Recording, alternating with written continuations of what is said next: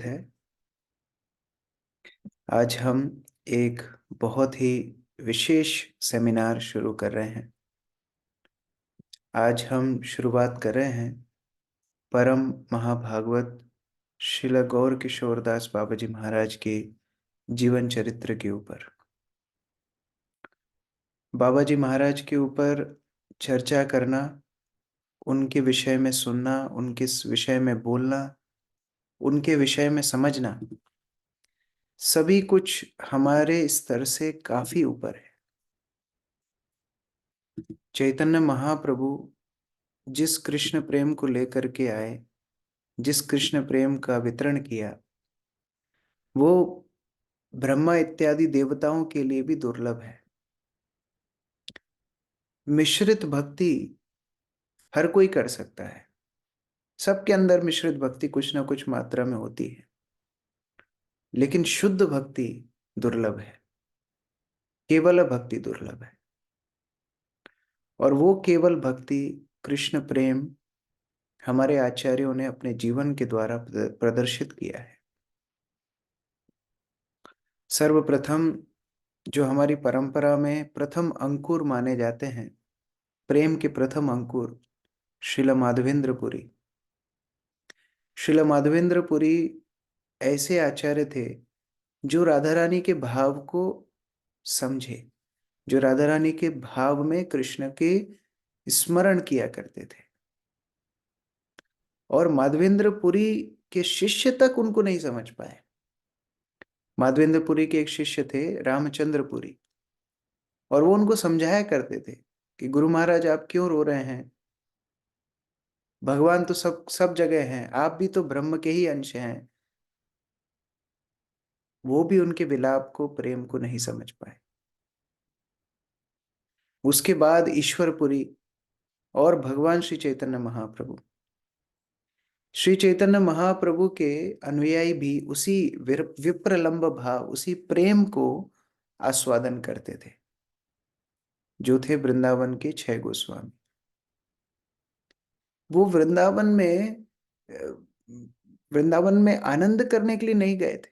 वो वृंदावन में राधे राधे करने नहीं गए थे। उनका राधे राधे अलग तरह से होता था। आप चिंतन कीजिए अपने मानस पटल पर, वृंदावन धाम में एक भी धर्मशाला नहीं है, वृंदावन धाम में एक भी उद्योग नहीं है, वृंदावन धाम में एक भी खाने का स्थान नहीं है, वृंदावन धाम में कोई रहने का स्थान नहीं है, कुंडों के ऊपर कोई कोई सीढ़ियां नहीं है, यमुना नदी के ऊपर कोई सीढ़ियां नहीं है, कोई घाट नहीं है। प्राकृत वृंदावन। ऐसे वृंदावन में षड गोस्वामी राधा रानी, कृष्ण, ललिता, विशाखा को पुकारते हुए इधर उधर विरह में पूरे अपने अश्रुपात करके घूमते रहते थे। हे राधे ब्रज देव के च ललिते, हे नंद सुनो कुतः।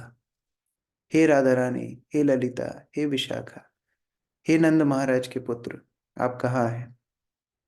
ऐसे विलाप करते हुए वो अलग अलग पेड़ों से लिपट करके रोते थे, गिरिराज की शिलाओं को आलिंगन करके रोते थे। ऐसे षड गोस्वामियों ने अपने जीवन में राधा और कृष्ण का भजन किया है।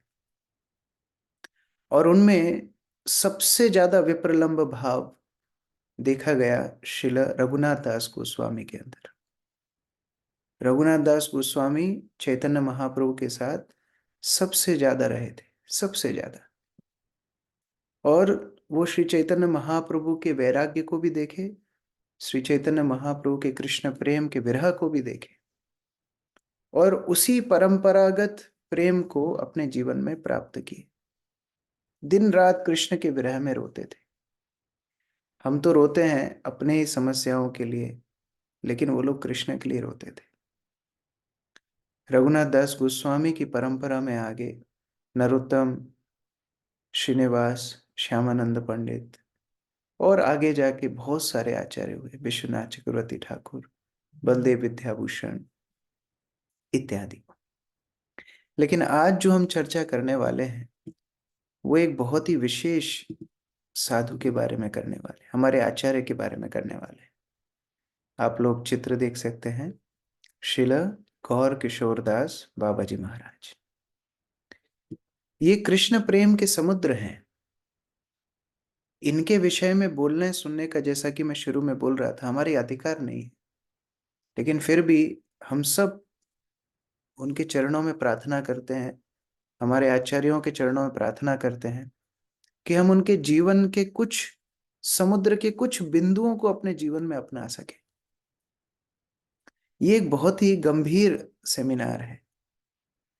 सामान्यतः रोज हम लोग सुबह भागवत पाठ करते हैं, मैं देखता हूँ कई भक्त वीडियो ऑफ करके रहते हैं। कई बार मैं नाम बुलाता हूँ तो उनको याद आता है कि अच्छा हम भी क्लास में हैं, फिर वो लोग अनम्यूट करते हैं, फिर पूछते हैं प्रभु जी अनुवाद पढ़ना है कि तात्पर्य पढ़ना है। ये सेमिनार ऐसा नहीं है, ये गंभीर सेमिनार है। मेरा निवेदन है सभी लोग, आप लोग नोट्स बनाइए, आप सबको नोट्स बनाने चाहिए। और जो भी आप लिखेंगे गौर किशोरदास बाबा जी महाराज के बारे में, जो भी आप सुनेंगे, इसके ऊपर चिंतन कीजिए, और चिंतन करके आप प्रयास कीजिए कि अपने जीवन में कैसे इसको अपना पाए। ये बहुत आवश्यक है। हम लोग श्रील गौर किशोरदास बाबा जी महाराज का जो वैराग्य है, जो भक्ति है, जो भजन है, थोड़ा इनको शांत रहने के लिए बोलिए, जो वैराग्य है, जो भक्ति है, जो भजन है, उसके स्तर को बिल्कुल भी स्पर्श नहीं कर सकते, बिल्कुल भी स्पर्श नहीं कर सकते। ये नहीं सोचना कि हम गौर किशोरदास बाबा जी महाराज की कथा सुन रहे हैं, अब हम भी ऐसा ऐसा अनुसरण करेंगे, हम भी ऐसा आचरण करेंगे। संभव ही नहीं है। अगर हम एक दिन भी गौर किशोरदास बाबा जी महाराज के जैसा जीवन जिएंगे, हमारी मृत्यु हो जाएगी। उनका वैराग्य का स्तर इतना श्रेष्ठ था, उनका कृष्ण भक्ति में उन्माद प्रेम इतना श्रेष्ठ था। एक दिन भी हम उनके जैसा अनुकरण करके जीवन नहीं जी सकते। लेकिन उन्होंने जो सिद्धांत सिखाए हैं, जो व्यवहारिक सिद्धांत सिखाए हैं, जो शिक्षा हमारे स्तर पे दी है, वो शिक्षा हमको लेनी है। श्रीला भक्ति सिद्धांत सरस्वती ठाकुर के विषय में हमने 3 दिन श्रवण किया था पिछले महीने, और हमने संक्षिप्त में उनके जीवन को स्पर्श किया था कि एक महान आचार्य का जीवन कैसा होता है। एक महान आचार्य ने इस जीवन, इस दुनिया को क्या क्या दिया है, ये हमने थोड़ा सा स्पर्श किया था। श्रील गौर किशोरदास बाबा जी महाराज श्रील भक्ति सिद्धांत सरस्वती ठाकुर के गुरु महाराज हैं। एक शिष्य बनाए गौर किशोरदास बाबा जी महाराज, और वही एक शिष्य ही चंद्रमा के समान। जब एक चंद्रमा हो तो इतने सारे तारों की क्या आवश्यकता है। वो एक चंद्रमा श्रील भक्ति सिद्धांत सरस्वती ठाकुर, जिन्होंने पूरे विश्व में कृष्ण भक्ति को फैलाया। और वो स्वयं गौर किशोरदास बाबा जी महाराज स्वयं श्रील भक्ति विनोद ठाकुर के शिक्षा शिष्य थे। उन्होंने शिक्षा प्राप्त की श्रील भक्ति विनोद ठाकुर से, और उन्होंने बाबा जी वेश प्राप्त किया श्रील जगन्नाथ दास बाबा जी महाराज की परंपरा में। तो इस तरह हमारी परंपरा में बहुत ही विशेष आचार्य हैं, हम उनको अनुकरण कर ही नहीं सकते। एक बार एक एक बाबा जी, नया नया बाबा जी बना, साधु बना, और गौर किशोरदास बाबा जी महाराज की कुटिया के बगल में उसने अपनी कुटिया बना ली, और जैसे बाबा जी महाराज भजन करते थे वो भी भजन करने लगा। बाबा जी महाराज रोते थे तो वो भी रोता था। बाबा जी महाराज हा कृष्ण हा गौरचंद्र ऐसे करके विलाप करते थे तो वो भी विलाप करता था। तो बाबा जी कुछ नहीं बोलते थे, उनको तो पता है ये नाटक कर रहा है। एक दिन बाबा जी महाराज जा रहे थे तो वो रास्ते में मिल गया। बाबा जी महाराज उसको बोलते हैं, तुमको पता है अगर एक महिला चिल्लाने का नाटक करे पेट पकड़ के तो उसको बच्चा नहीं होता है। पहले 9 महीने बच्चे को गर्भ में धारण करना पड़ता है, और जब बच्चा तैयार होता है निकलने, तब वो दर्द होता है, तब बच्चा जन्म लेता है। केवल पेट पकड़ के चिल्लाने से बच्चा बाहर नहीं आता है। उसी तरह तुम जो चिल्ला रहे हो, ऐसे कृष्ण प्रेम नहीं मिलेगा। कृष्ण प्रेम को अनुशीलन करना पड़ता है, कृष्ण प्रेम को हृदय में परिपक्व करना पड़ता है। तो उस तरह से अनुकरण मत करो, करना है तो अनुसरण करो। तो हम लोग भी गौर कृष्णदास बाबा जी महाराज के बारे में सुन रहे हैं, अनुकरण के लिए नहीं, जितना कुछ उनकी कृपा लाभ हमारे जीवन में कर पाए, ये हमारे जीवन की साफल्यता है। श्रीमद् भागवतम में ये बहुत सुंदर श्लोक आता है। श्रुतस्य पुंसां सुचिराश्रमस्य, श्रुतस्य पुंसाम, जब कोई व्यक्ति, पुंसाम मतलब व्यक्ति, श्रुतस्य सुनता है, श्रवण करता है। कैसे श्रवण करता है? सुचिरा श्रमस्य, बड़े ही श्रम के साथ, रुचि के साथ जब श्रवण करता है, बिस्तर में लेट के नहीं, आराम से नहीं, श्रम के साथ, यानी कि पूरे अटेंशन के साथ, पूरे ध्यान से, कि आज मैं 1 घंटा एक ऐसे महाभागवत के बारे में सुनने वाला हूं जो मेरे जीवन में मेरी कृष्ण भक्ति को बढ़ा सकते हैं। श्रमस्य, श्रम के साथ, रुचि के साथ जब कोई कृष्ण कथा को श्रम के साथ दीर्घ काल तक सुनता है, तो उसका फल क्या होता है? उसका फल होता है कि वो भगवान के भक्तों का चरित्र सुनने का लाभ उठाता है। जो व्यक्ति, इसका अनुवाद लिखा है, जो व्यक्ति बड़े परिश्रम से और लंबे समय तक आध्यात्मिक गुरु से श्रवण करते हैं, उन्हें शुद्ध भक्तों के चरित्र और गतिविधियों के बारे में शुद्ध भक्तों के मुख से सुनने का मौका मिलता है। शुद्ध भक्त हमेशा अपने हृदय में भगवान के चरण कमलों के बारे में सोचते हैं, जो अपने भक्तों को मुक्ति प्रदान करते हैं। जो भगवान मुकुंद के पदार विंद को हृदय में धारण करने वाले भक्त हैं, ऐसे भक्तों के चरित्र को सुनने का मौका केवल भाग्यशाली लोगों को मिलता है। कृष्ण कथा तो गली गली में हो रही है लोगों को आप थोड़ी कथा बताएंगे, वो पूरी कर देंगे। कृष्ण कथा से ज्यादा गूढ़ रहस्य है भक्त चरित्र, भक्तों का चरित्र। और ये भक्त चरित्र भगवान स्वयं सुनना पसंद करते हैं। इसलिए भाग्यशाली हैं वो लोग जो गुरु की कृपा से ऐसे भक्त चरित्र को श्रवण करने का मौका प्राप्त करते हैं। तो हम लोग इस कथा में प्रवेश करने के पहले श्रील गौर किशोरदास बाबा जी महाराज को प्रणाम करेंगे। सभी लोग, आप लोग गौर किशोरदास बाबा जी महाराज को प्रणाम कर सकते हैं। नमो गौर किशोराय साक्षाद वैराग्य मूर्तये विप्रलंबर सांबोधे पदाम्भोजाय ते नमः। नमो गौर किशोराय। गौर किशोर, हाँ, श्री चैतन्य महाप्रभु का नाम है गौर। और चैतन्य महाप्रभु जब अपनी किशोर अवस्था में थे तो बड़े ही नटखट थे, बहुत बहुत नटखट थे। इतने नटखट थे कि जब साधु संत पानी में खड़े होकर के गायत्री का जाप करते थे तो उनके पैर नीचे से खींच देते थे, वो लोग पानी में गिर जाते थे। और कभी कभी तो पानी के, अपने मुख में पानी भर के उनके मुख पर थूक देते थे। और जो स्त्रियां देवी पूजा के लिए जाती थी, उन स्त्रियों को बोलते थे कि तुम क्यों देवी की पूजा करती हो, तो मेरी दासी है, तुम ये सारे जो खाद्य पदार्थ लेके जा रही हो ये मुझे खिलाओ। अगर तुम मुझे खिला दोगी तो मैं उमा को बोल दूंगा, मैं पार्वती को बोल दूंगा कि तुमको अच्छा एक वर देंगे। और अगर तुम मेरी अवहेलना करके चले जाओगी तो मैं उनको बोलूंगा कि तुमको ऐसा पति दे जो 90 साल का हो और कम से कम उसकी 8 सहपत्नियां हो जिसके साथ तुमको रहना पड़ेगा। तो ऐसा अगर विवाह करना है तो तुम मेरी उपेक्षा करो। चैतन्य महाप्रभु बहुत ही उद्यमी थे। लेकिन वही गौर किशोर, वही चैतन्य महाप्रभु जब 24 वर्ष की आयु में सन्यास लेते हैं तो सन्यास लेने के बाद इतने गंभीर हो जाते हैं, इतने गंभीर हो जाते हैं कि उनको चैतन्य चरितामृत में न्यासी चूड़ामणि बोला है। द्विजमणि, न्यासी चूड़ामणि, यानी कि सन्यासियों में श्रेष्ठ श्री चैतन्य महाप्रभु थे। उनका सन्यास, उनका वैराग्य वह अभूतपूर्व था। ऐसे चैतन्य महाप्रभु के अनुयायी गौर कृष्णदास बाबा जी महाराज साक्षात वैराग्य की मूर्ति थे। ये वैराग्य शब्द के दो अर्थ होते हैं। एक है वैराग्य, वैराग, वैराग, वै मतलब बिना, बिना राग के।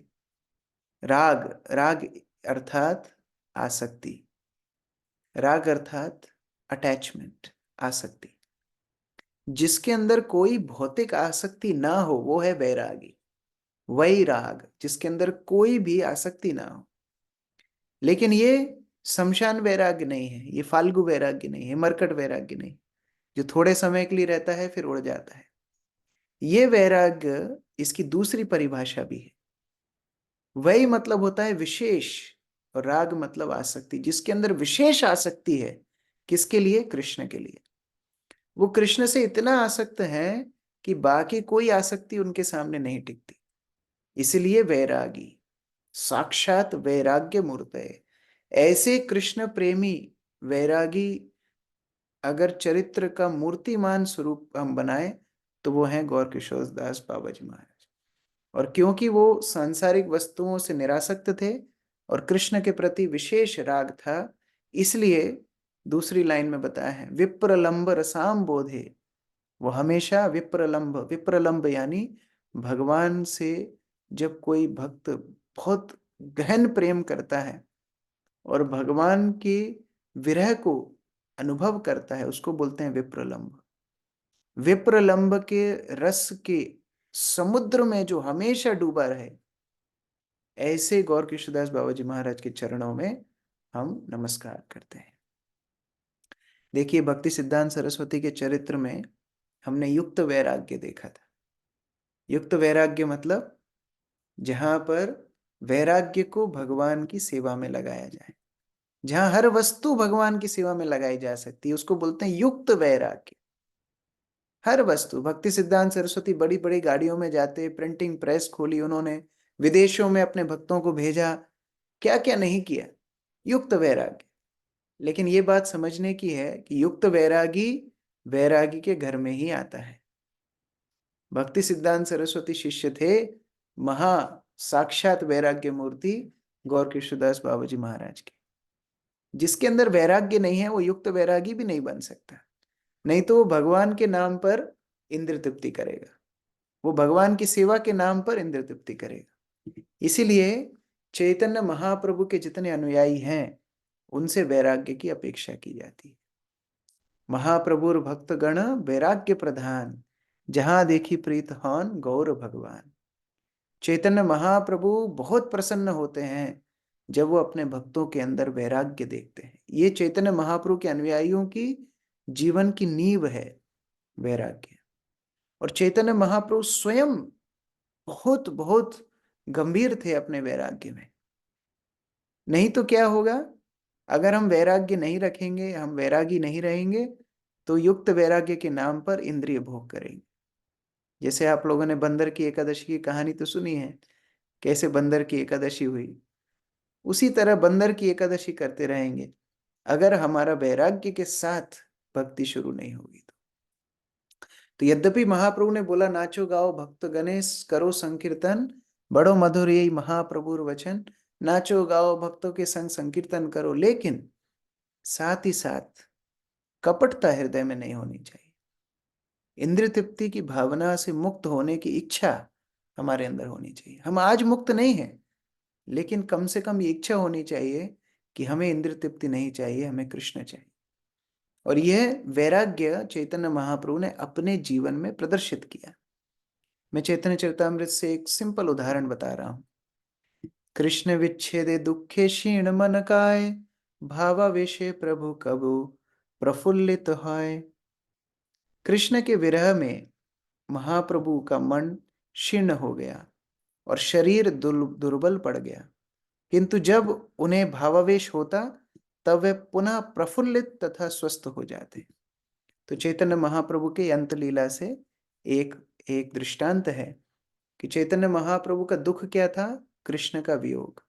और जैसे ही उनको भाव आता तो जैसे मानो तुरंत उनके अंदर स्फूर्ति आ गई हो, चैतन्य महाप्रभु उस तरह रहते थे। और पूरा उनका जो दिनचर्या थी वो अत्यंत कठिन थी। कराल शरलाते शयन अति शीर्ण काय, शरलाते हाड़ लागे व्यथा हाय गाय। चैतन्य महाप्रभु सन्यासी धर्म का इतना इतना स्ट्रिक्टली पालन करते थे, ठंडे पानी से नहाया करते, उनके पूरा जो त्वचा है वो सूख गई। और चैतन्य महाप्रभु जब कृष्ण वियोग में अपने चेहरे को गंभीर की दीवारों पर रगड़ते थे, तो चैतन्य महाप्रभु की स्वर्णिम त्वचा से खून बहता था। पूरी रात कृष्ण कृष्ण रोते रहते थे। उनकी हड्डियां अपने जॉइंट से अलग हो जाती थी, खाल के अंदर हड्डियां लटक जाती थी। ऐसी अवस्था में चैतन्य महाप्रभु बिना किसी शैया के छाल बिछा करके भूमि पर पड़े रहते थे। अत्यंत दुर्बल हो गए थे और उस कारण से उनकी हड्डियों में पीड़ा होती थी। देखी सब भक्तगण महादुख पाए, सहिते नरे जगदानंद सृजिलो पाए। इस तरह चैतन्य महाप्रभु का वैराग्य देख करके सभी भक्तों को बहुत दुख होता था। और जगदानंद पंडित ने सोचा कि हमको कुछ तो करना चाहिए चैतन्य महाप्रभु की इस पीड़ा को दूर करने के लिए। तो उन्होंने क्या किया? सूक्ष्म वस्त्र आनी गौरिक दिया, रंगाइला शिमुलीर तुला दिया तहा पुराइला। उन्होंने सोचा कि एक अच्छा सा महाप्रभु के सोने के लिए व्यवस्था करते हैं। तो उन्होंने शिमुलीर तुला मतलब रुई होती है एक तरह की, जिससे गद्दियां बनाई जाती।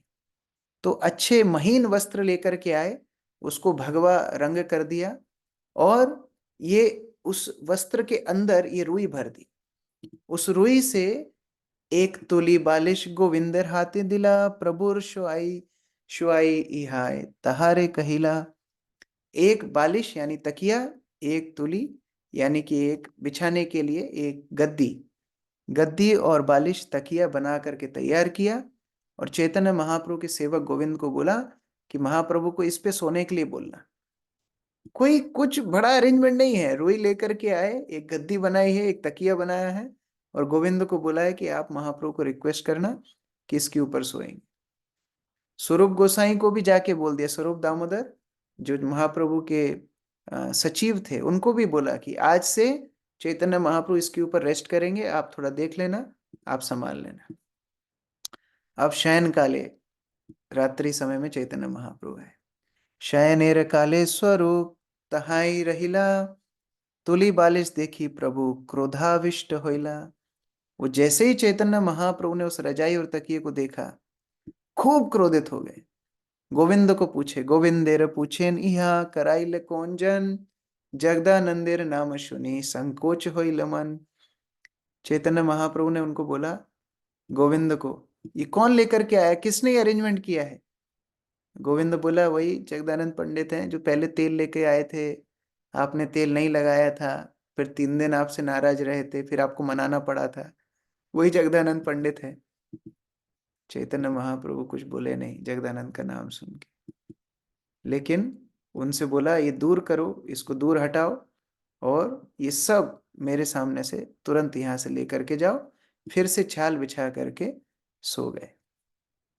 स्वरूप दामोदर ने फिर महाप्रभु से बोला कि देखिए महाप्रभु, हम तो आपकी इच्छा को नहीं ठुकरा सकते हैं, हम तो आपकी कोई भी आज्ञा का उल्लंघन नहीं कर सकते हैं, लेकिन अगर आप इसको स्वीकार नहीं करेंगे तो जगदानंद पंडित को बड़ा दुख होगा। बड़ी मेहनत से रुई ढूंढ करके लाए, गादी बनाया, तकिया बनाया, आपकी हड्डियों में दर्द है, आपकी पूरी त्वचा सूख गई है, खून निकल रहा है, आप छाल के ऊपर सोते हैं ठंड के अंदर, कितना कष्टप्रद है सब भक्तों को, तो आप स्वीकार कीजिए, इसके ऊपर शयन कीजिए।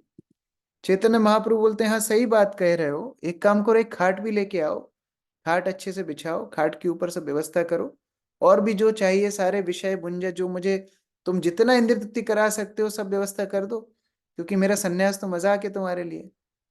तो सब चुप हो गए। सन्यासी हूं मैं, चैतन्य महाप्रभु बोलते, सन्यासी मानुष अमार भूमि ते शयन, अमारे खाट तुली बालिश मस्तक मुंडन।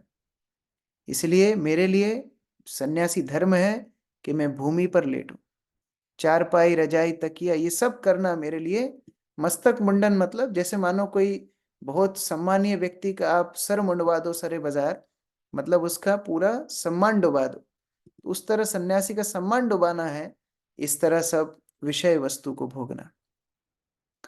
अब स्वरूप दामोदर जगदानंद पंडित जब चर्चा करते हैं, बड़े दुखी होते हैं, तो एक और युक्ति अपनाते हैं।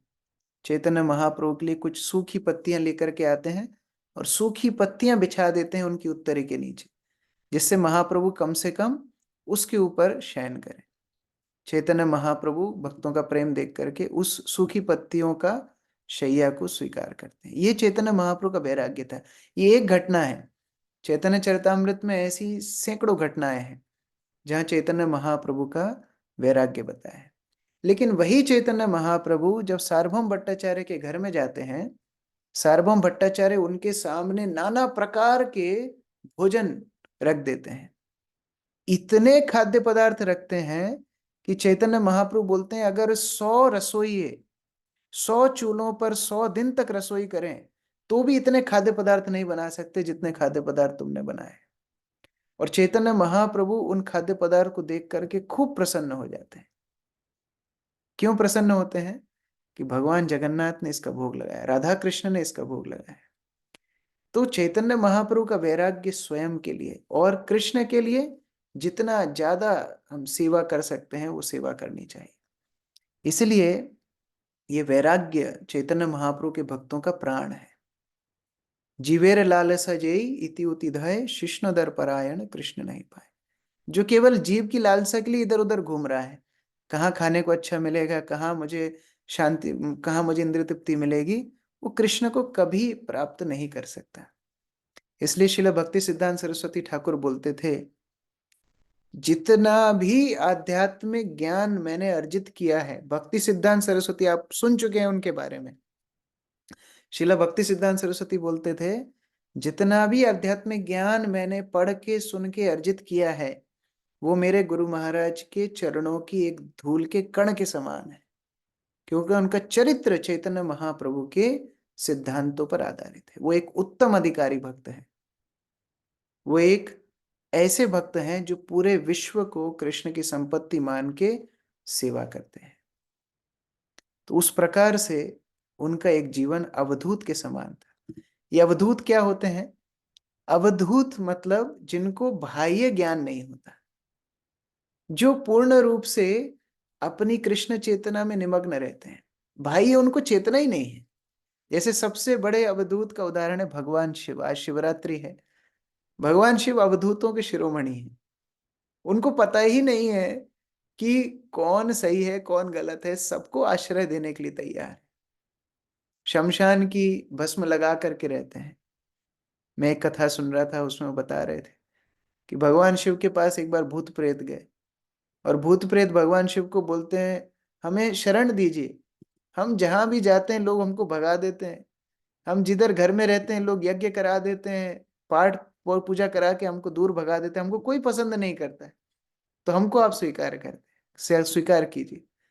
तो भगवान शिव बोलते, अरे अरे, तुमको सबने भगा दिया, तुमको किसी ने शरण नहीं दी, चलो आओ मेरे पास, आओ मेरे साथ रहो, मैं भी तुम्हारे जैसे ही हूँ, देखो मैं भी भस्म लगाया हूँ, मैं भी मुंडों की माला पहनता हूँ, तो मेरे साथ ही रहो। इसको बोलते हैं अवधूत, जिसको बाह्य चेतना से कोई लेना देना नहीं। यहाँ भगवान ऋषभ देव का चित्र है। भगवान ऋषभ देव जो साक्षात भगवान के अवतार हैं, और ये भारतवर्ष के जो चक्रवर्ती सम्राट थे, ऐसे भगवान ऋषभ देव जब संन्यास लेकर के अवधूत रूप से भ्रमण करते थे, लोग सोचते थे वो पागल है। बच्चे उनके पीछे भागते, उनके ऊपर पत्थर मारते थे। कई लोग उनके ऊपर मलमूत्र त्याग कर देते थे। कई लोग उनको परेशान करते थे। ऐसे अवधूत को कोई समझ नहीं सकता है। इसलिए नरोत्तम दास ठाकुर बोलते हैं, देह स्मृति नहीं जार संसार कूप कहाँ तार। जिनकी देह स्मृति नहीं है उनका संसार भी नहीं। चैतन्य महाप्रभु, नित्यानंद प्रभु ऐसे अवधूत रूप में विचरण करते थे, मुख्यतः नित्यानंद प्रभु। और गौर कृष्णदास बाबा जी महाराज भी ऐसे ही अवधूत हैं। तो उनकी जब हम लीलाएं अभी हम प्रवेश करने वाले हैं, अभी मैं केवल फाउंडेशन बना रहा हूं, क्योंकि ये इतना ऊपर टॉपिक है कि मैं डायरेक्ट अगर कथा में जाऊंगा तो आपको कहानियां तो बहुत अच्छी लगेंगी, लेकिन वो कहानियों को पचाना वो इतना आसान नहीं है। इसलिए मैं केवल आधे घंटे से फाउंडेशन ही बना रहा था। तो चैतन्य महाप्रभु का ये जो सिद्धांत है वैराग्य का, और नित्यानंद प्रभु का ये जो अवधूत रूप है, इन शिक्षाओं को लेकर के गौर किशोरदास बाबा जी महाराज ने अपना जीवन पूरा जिया है। तो उनकी कई लीलाएं आपको ऐसी लगेंगी, अरे ये तो बड़ा विचित्र व्यवहार है, लेकिन अगर आपको इसके पीछे का बैकग्राउंड पता होगा कि क्यों बाबा जी महाराज इस तरह रहते थे, तब आप उनका कुछ बिंदु मात्र समझ पाएंगे। तो आइए प्रवेश करते हैं उनके जीवन में। श्रील गौर किशोरदास बाबा जी महाराज लगभग 1830 के आसपास एक साधारण से वैश्य परिवार में जन्म लेते हैं, जो आज वर्तमान एक बांग्लादेश है। उसमें फरीदपुर नामक स्थान पे पद्मा नदी के तट पर गौर किशोरदास बाबा जी महाराज का जन्म होता है। ये पद्मा नदी भी बड़ी विचित्र है। ये पद्मा नदी के विषय में हम लोग ने जब नरोत्तम दास ठाकुर के बारे में कथा की थी, उस समय पर चर्चा किया था। चैतन्य महाप्रभु अपने भक्तों के साथ एक बार संकीर्तन कर रहे थे, और संकीर्तन में इतने निमग्न हो गए, इतने निमग्न हो गए कि ऐसा उद्दंड कीर्तन भक्तों ने देखा ही नहीं।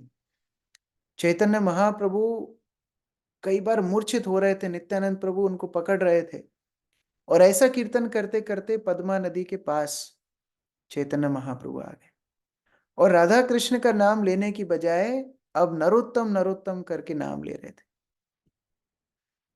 तो भक्तों ने एक दूसरे से पूछा, ये नया कौन ज्वाइन किया है? नरोत्तम नाम का तो कोई एनडीटीपी था नहीं हमारी टीम में, ये कौन नरोत्तम है? तो नरोत्तम नरोत्तम कौन है? महाप्रभु को पूछा, नरोत्तम कौन है? तो महाप्रभु ने बताया, ये नरोत्तम अभी तक आया नहीं, नरोत्तम आगे आएगा, और इस नरोत्तम के लिए मैं अपना सारा प्रेम रख के जाना चाहता हूं। तो किधर डिपॉजिट करेंगे प्रेम, किधर रखेंगे? मैं पद्मा नदी में ये प्रेम को रखूंगा। तो पद्मा नदी का आह्वान किया, पद्मा नदी प्रकट हुई। महाप्रभु ने उनको बोला कि मैं अपना सारा प्रेम तुमको दे करके जा रहा हूं। तो जब चैतन्य महाप्रभु ने पद्मा नदी को प्रेम दिया, अपना प्रेम डिपॉजिट किया पद्मा नदी में, तो इतनी बड़ी बड़ी लहरें आने लगी जैसे मानो सुनामी आ रहा हो, ऐसा तूफान आ रहा हो। तो पद्मा नदी बड़ी विस्मित हो गई, और चैतन्य महाप्रभु को प्रार्थना करती हैं कि महाप्रभु मैं पहचानूंगी कैसे? ये कृष्ण प्रेम आप मुझे दे के जा रहे हैं, मैं नरोत्तम को पहचानूंगी कैसे? तो चैतन्य महाप्रभु पद्मा नदी को बोलते हैं कि जिस तरह लहरें, जिस तरह सुनामी का तूफान तुम आज अनुभव कर रही हो अपने जल में, वैसा ही अनुभव करोगी जब नरोत्तम तुम्हारे तट पर आएगा, तुम्हें स्पर्श करेगा। तो पद्मा नदी महाप्रभु को बोलती है, आपका कृष्ण प्रेम जो कि गोलोक का प्रेम धन है, वो कृष्ण प्रेम पा करके मैं जिस तरह तूफान में लहरों में निमग्न हो रही हूं, ऐसा ऐसा ही तूफान अगर उस नरोत्तम के स्पर्श करने से मिलेगा, तो जब मैं उसको प्रेम दे दूंगी तब क्या हालत होगी? जब बिना प्रेम प्राप्त करे वो ऐसा हालत मेरा कर देगा, तो जब मैं उसको प्रेम दूंगी तो क्या हालत होगी? तो महाप्रभु बोलते हैं वो भविष्य ही बताएगा, वो नरोत्तम किस प्रकार से कृष्ण प्रेम की बाढ़ पूरे विश्व में लाएगा, ये भविष्य बताएगा। तो वही पद्मा नदी के तट पर श्रील गौर किशोरदास बाबा जी महाराज ने जन्म लिया, और वो नरोत्तम दास ठाकुर की शिक्षाओं के प्रति बचपन से ही आसक्त थे। प्रार्थना और प्रेम भक्ति चंद्रिका, ये दो पुस्तकें नरोत्तम दास ठाकुर की बचपन से बड़ी उनको प्रिय थी। उनके माता पिता भी गौड़ीय वैष्णव थे, उनको नाम दिया वंशीदास। ये वंशीदास नाम से गौर किशोरदास बाबा जी महाराज बचपन में, और पहले जमाने में बहुत जल्दी शादी हुआ करती थी, तो बहुत ही कम आयु में उनकी विवाह करवा दिया गया। तो दोनों पति पत्नी गृहस्थ धर्म का पालन करते, बड़े प्रेम से कृष्ण भजन करते, और अनाज का व्यापारी, अनाज व्यापार करके गौर किशोरदास बाबा जी महाराज अपना घर चलाते थे। दोनों पति पत्नी कृष्ण भक्ति करते थे। अद्वैत आचार्य के वंशजों से उन्होंने दीक्षा प्राप्त की, और बड़े प्रेम से हरिनाम संकीर्तन इत्यादि करते थे। 29 साल उन्होंने गृहस्थ धर्म का पालन किया। 29 साल की आयु में उनकी पत्नी का देहांत हो गया।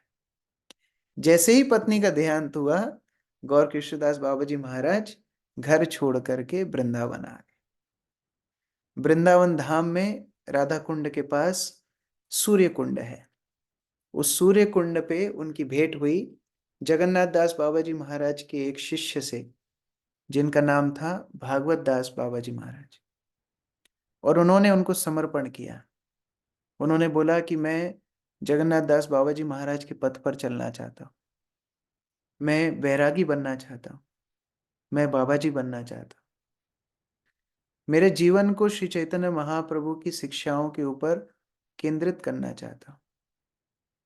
भागवत दास बाबा जी महाराज ने उनके गंभीर शरणागति को देख करके उनको बाबा जी वेश दिया। ये बाबा जी वेश मतलब पूर्ण रूप से संसार से विरक्ति, फिर कोई घर में नहीं रहना है, फिर आ, कोई संबंध नहीं निभाना है, केवल एक कोपिन और एक बाहिरवास पहन करके वैरागी अपने पूरे विश्व को अपना घर मानते हैं, एक एक पेड़ के नीचे एक एक दिन रहते हैं। तो चैतन्य महाप्रभु के जितने अनुयायी थे, जैसे रूप गोस्वामी, सनातन गोस्वामी, वो सभी इसी तरह रहते थे। तो उन्होंने इस बाबा जी वेश को धारण किया और वृंदावन धाम में भजन करने लगे। किस तरह भजन करते थे? हर रोज 188 माला जप करते थे और 64 माला कीर्तन करके करते थे। तो वो भी 192 माला करते थे, लेकिन 128 तो जप करते थे गिनती करके, और बाकी इतना प्रेम में उन्मत्त हो जाते थे, नृत्य गीत कीर्तन करके करते थे कि उनको बाह्य अवस्था का होश ही नहीं रहता था। 30 साल तक वो वृंदावन में भजन करते रहे, एक एक पेड़ के नीचे एक एक दिन रहते। कभी गोवर्धन, कभी नंदगाम, कभी बरसाना, कभी राधा कुंड, सूर्य कुंड, रावल, गोकुल, एक एक पेड़ को आलिंगन करके रोते, कृष्ण का स्मरण करते, राधा रानी का स्मरण करते, हरे कृष्ण महामंत्र का जप करते। और इतना ही नहीं, एक एक लता, एक एक पशु, एक एक कीड़ा जो वृंदावन धाम का था, उसको प्रणाम करते। कई बार, जैसे ऋषभ देव के संदर्भ में मैं बता रहा था, कई बार लोग उनको समझ नहीं पाते थे, अरे ये पागल व्यक्ति है, ना नहाता है, ना तो कपड़े पहनता है, ये कैसा रहता है। तो कई बार कुछ दुष्ट, दुष्ट नहीं बोलेंगे, नटखट बोलेंगे, नटखट बालक उनके ऊपर पत्थर फेंकते थे। तो वो पत्थर फेंकते थे और ये प्रत्युत्तर में क्या बोलते थे? ओ कृष्ण है, ओ गोपाल, तुम मेरे ऊपर पत्थर मार रहे हो, रुको अभी मैं यशोदा को कंप्लेन करता हूँ, अभी मैं नंद महाराज को जाके बताता हूँ, तुम इतने नटखट हो गए कि साधु संतों के ऊपर पत्थर मारने लगे हो। तो बालक भी विस्मित हो जाते थे कि ये कहाँ से आया है, ये कौन व्यक्ति है जिसके ऊपर हम पत्थर मार रहे हैं, थूक रहे हैं, और ये कृष्ण और बलराम को स्मरण कर रहा है। हम सभी, अभी आप किसी से भी बात करेंगे, वो बड़ी बड़ी बातें बोलेगा, हाँ भगवान सब जगह है, हर व्यक्ति में भगवान है, सब कुछ भगवान की इच्छा से होता है। आपके ऊपर थोड़ा कोई पत्थर मारेगा तो सब फिलॉसफी बाहर निकल जाएगी। लेकिन गौर कृष्णदास बाबा जी महाराज कृष्ण बलराम को स्मरण करते थे, ना कृष्ण बलराम ही मुझे सब कुछ कर रहे हैं। एक सेवा उनको बड़ी प्रिय थी। बरसाना में जो सुंदर विग्रह हैं, लाडली लाल, वह विग्रह के लिए माला बनाते थे। रोज स्वयं जाते कुंज में, पुष्पों को चुन के लाते और अपने हाथ से राय जी, किशोरी जी के लिए, कृष्ण के लिए माला बनाते, अपने हाथ से रोज माला लेके जाते, ठाकुर जी को ऊपर पहनाते और हरिनाम संकीर्तन करते, हरे कृष्ण महामंत्र का जप करते। ये हरे कृष्ण महामंत्र का जप करते करते करते करते पूरा दिन निकालते। तो हम लोग को ये शिक्षा लेना है, धाम में वास कैसे करना चाहिए। धाम घूमने के लिए नहीं है, धाम मजे करने के लिए नहीं है। कई बार मुझे भक्त लोग बोलते हैं, प्रभु जी वृंदावन जाना है, यहाँ जाना है, वहां जाना है। ये सहजीय मानसिकता है। क्यों वृंदावन जाना है? क्या सेवा है हमारी जो हम वृंदावन जाना चाहते हैं? किस कार्य के लिए हम वृंदावन जाना चाहते हैं? हमारी इंद्रिय तृप्ति के लिए वृंदावन धाम नहीं है। हमारे आचार्यों ने वहां कठिन तपस्या की है, सेवा की है। धाम सेवा के लिए होता है। ये सहजीय मानसिकता को छोड़ना चाहिए। अगर हम सेवा कर रहे हैं तो नरक में भी धाम है, और अगर हम सेवा नहीं कर रहे हैं तो वृंदावन धाम में हम केवल अपराध करके आएंगे। तो सेवा की मानसिकता से वृंदावन धाम में जाना चाहिए। गौर कृष्णदास बाबा जी महाराज के हीरो थे रघुनाथ दास गोस्वामी। रघुनाथ दास गोस्वामी, जैसा कि आप लोगों को संक्षिप्त परिचय तो पता ही होगा, एक बहुत बड़े जमींदार के बालक थे। चैतन्य महाप्रभु की शरण में आकर के पूर्ण रूप से विरक्त हो गए थे। भिक्षा करके जगन्नाथ मंदिर में जो भगवान जगन्नाथ का अन्न प्रसाद बच जाता था, गाय को डाला जाता था, वो गाय भी जिसको छोड़ देती थी, वो अन्न प्रसाद को नाली से उठा करके रघुनाथ दास गोस्वामी ग्रहण किया करते थे। सबसे ज्यादा संग रघुनाथ दास गोस्वामी को श्री चैतन्य महाप्रभु का मिला। चैतन्य महाप्रभु ने जब अपनी लीला संवरण कर दी, तब रघुनाथ दास गोस्वामी वृंदावन आ गए। और वृंदावन पे राधा कुंड के तट पर पूर्ण रूप से श्री श्री राधा कृष्ण के भजन में निमग्न रहा करते थे। उनको बाह्य चेतना ही नहीं, केवल शाम को 1-2 घंटा थोड़ी बाह्य चेतना आती, उस समय पर चैतन्य महाप्रभु की लीलाओं के ऊपर प्रवचन दिया करते थे बस। उसके अलावा पूरा दिन श्री श्री राधा कृष्ण की चिंतन में, श्री श्री राधा कृष्ण के भजन में निमग्न रहा करते थे। हमारा ऐसा कब दिन आएगा, है ना? इसलिए हमारे वैष्णव आचार्य भजन गाते हैं, कबे हेबो कबे हबे मोरो से दिन अमान। वो दिन मेरा कब होगा जब मैं भी राधा कृष्ण का भजन करूंगा। एक दिन उनको किसी ने मालपुआ ला करके दिया, तो उनके हाथ में मालपुआ था, वह हरिनाम भजन कर रहे थे, हरे कृष्ण कृष्ण कृष्ण हरे हरे, हरे राम राम राम हरे हरे। तो उनकी नजर मालपुए के ऊपर गई, तो उन्होंने सोचा कि देखो मेरे आसक्ति कितनी है भोग से, कि मालपुआ के ऊपर बार बार नजर जा रही है, मैं लायक नहीं हूं भगवान का प्रसाद ग्रहण करने के लिए। तो राधा कुंड की मछलियों को वो मालपुआ डाल दिया उन्होंने, कि राधा कुंड की मछलियां इसके लायक हैं, मैं लायक नहीं हूं, मेरे अंदर विषय भोग की इतनी आसक्ति है। तो रघुनाथ दास गोस्वामी गौर किशोरदास बाबा जी महाराज के हीरो बन गए। इसीलिए हीरो बनाना भी है तो ऐसा हीरो बनाना चाहिए जो हमें आध्यात्मिक उन्नति करा सके। भक्ति सिद्धांत सरस्वती बोलते थे कि शास्त्रों में जो वैराग्य के सिद्धांत हैं, दो लोगों के ऊपर पूर्णतः लागू होते हैं। एक है रघुनाथ दास गोस्वामी और दूसरे हैं मेरे गुरु महाराज शिला गौर किशोरदास बाबा जी महाराज। उनका भोजन क्या होता था? उनका भोजन होता था, जो कुछ मधुकरी में मिलते थे चावल, उन चावलों को एक कपड़े में बांधते और यमुना में एक डंडी से बांध करके यमुना के पानी में डुबा करके रखते।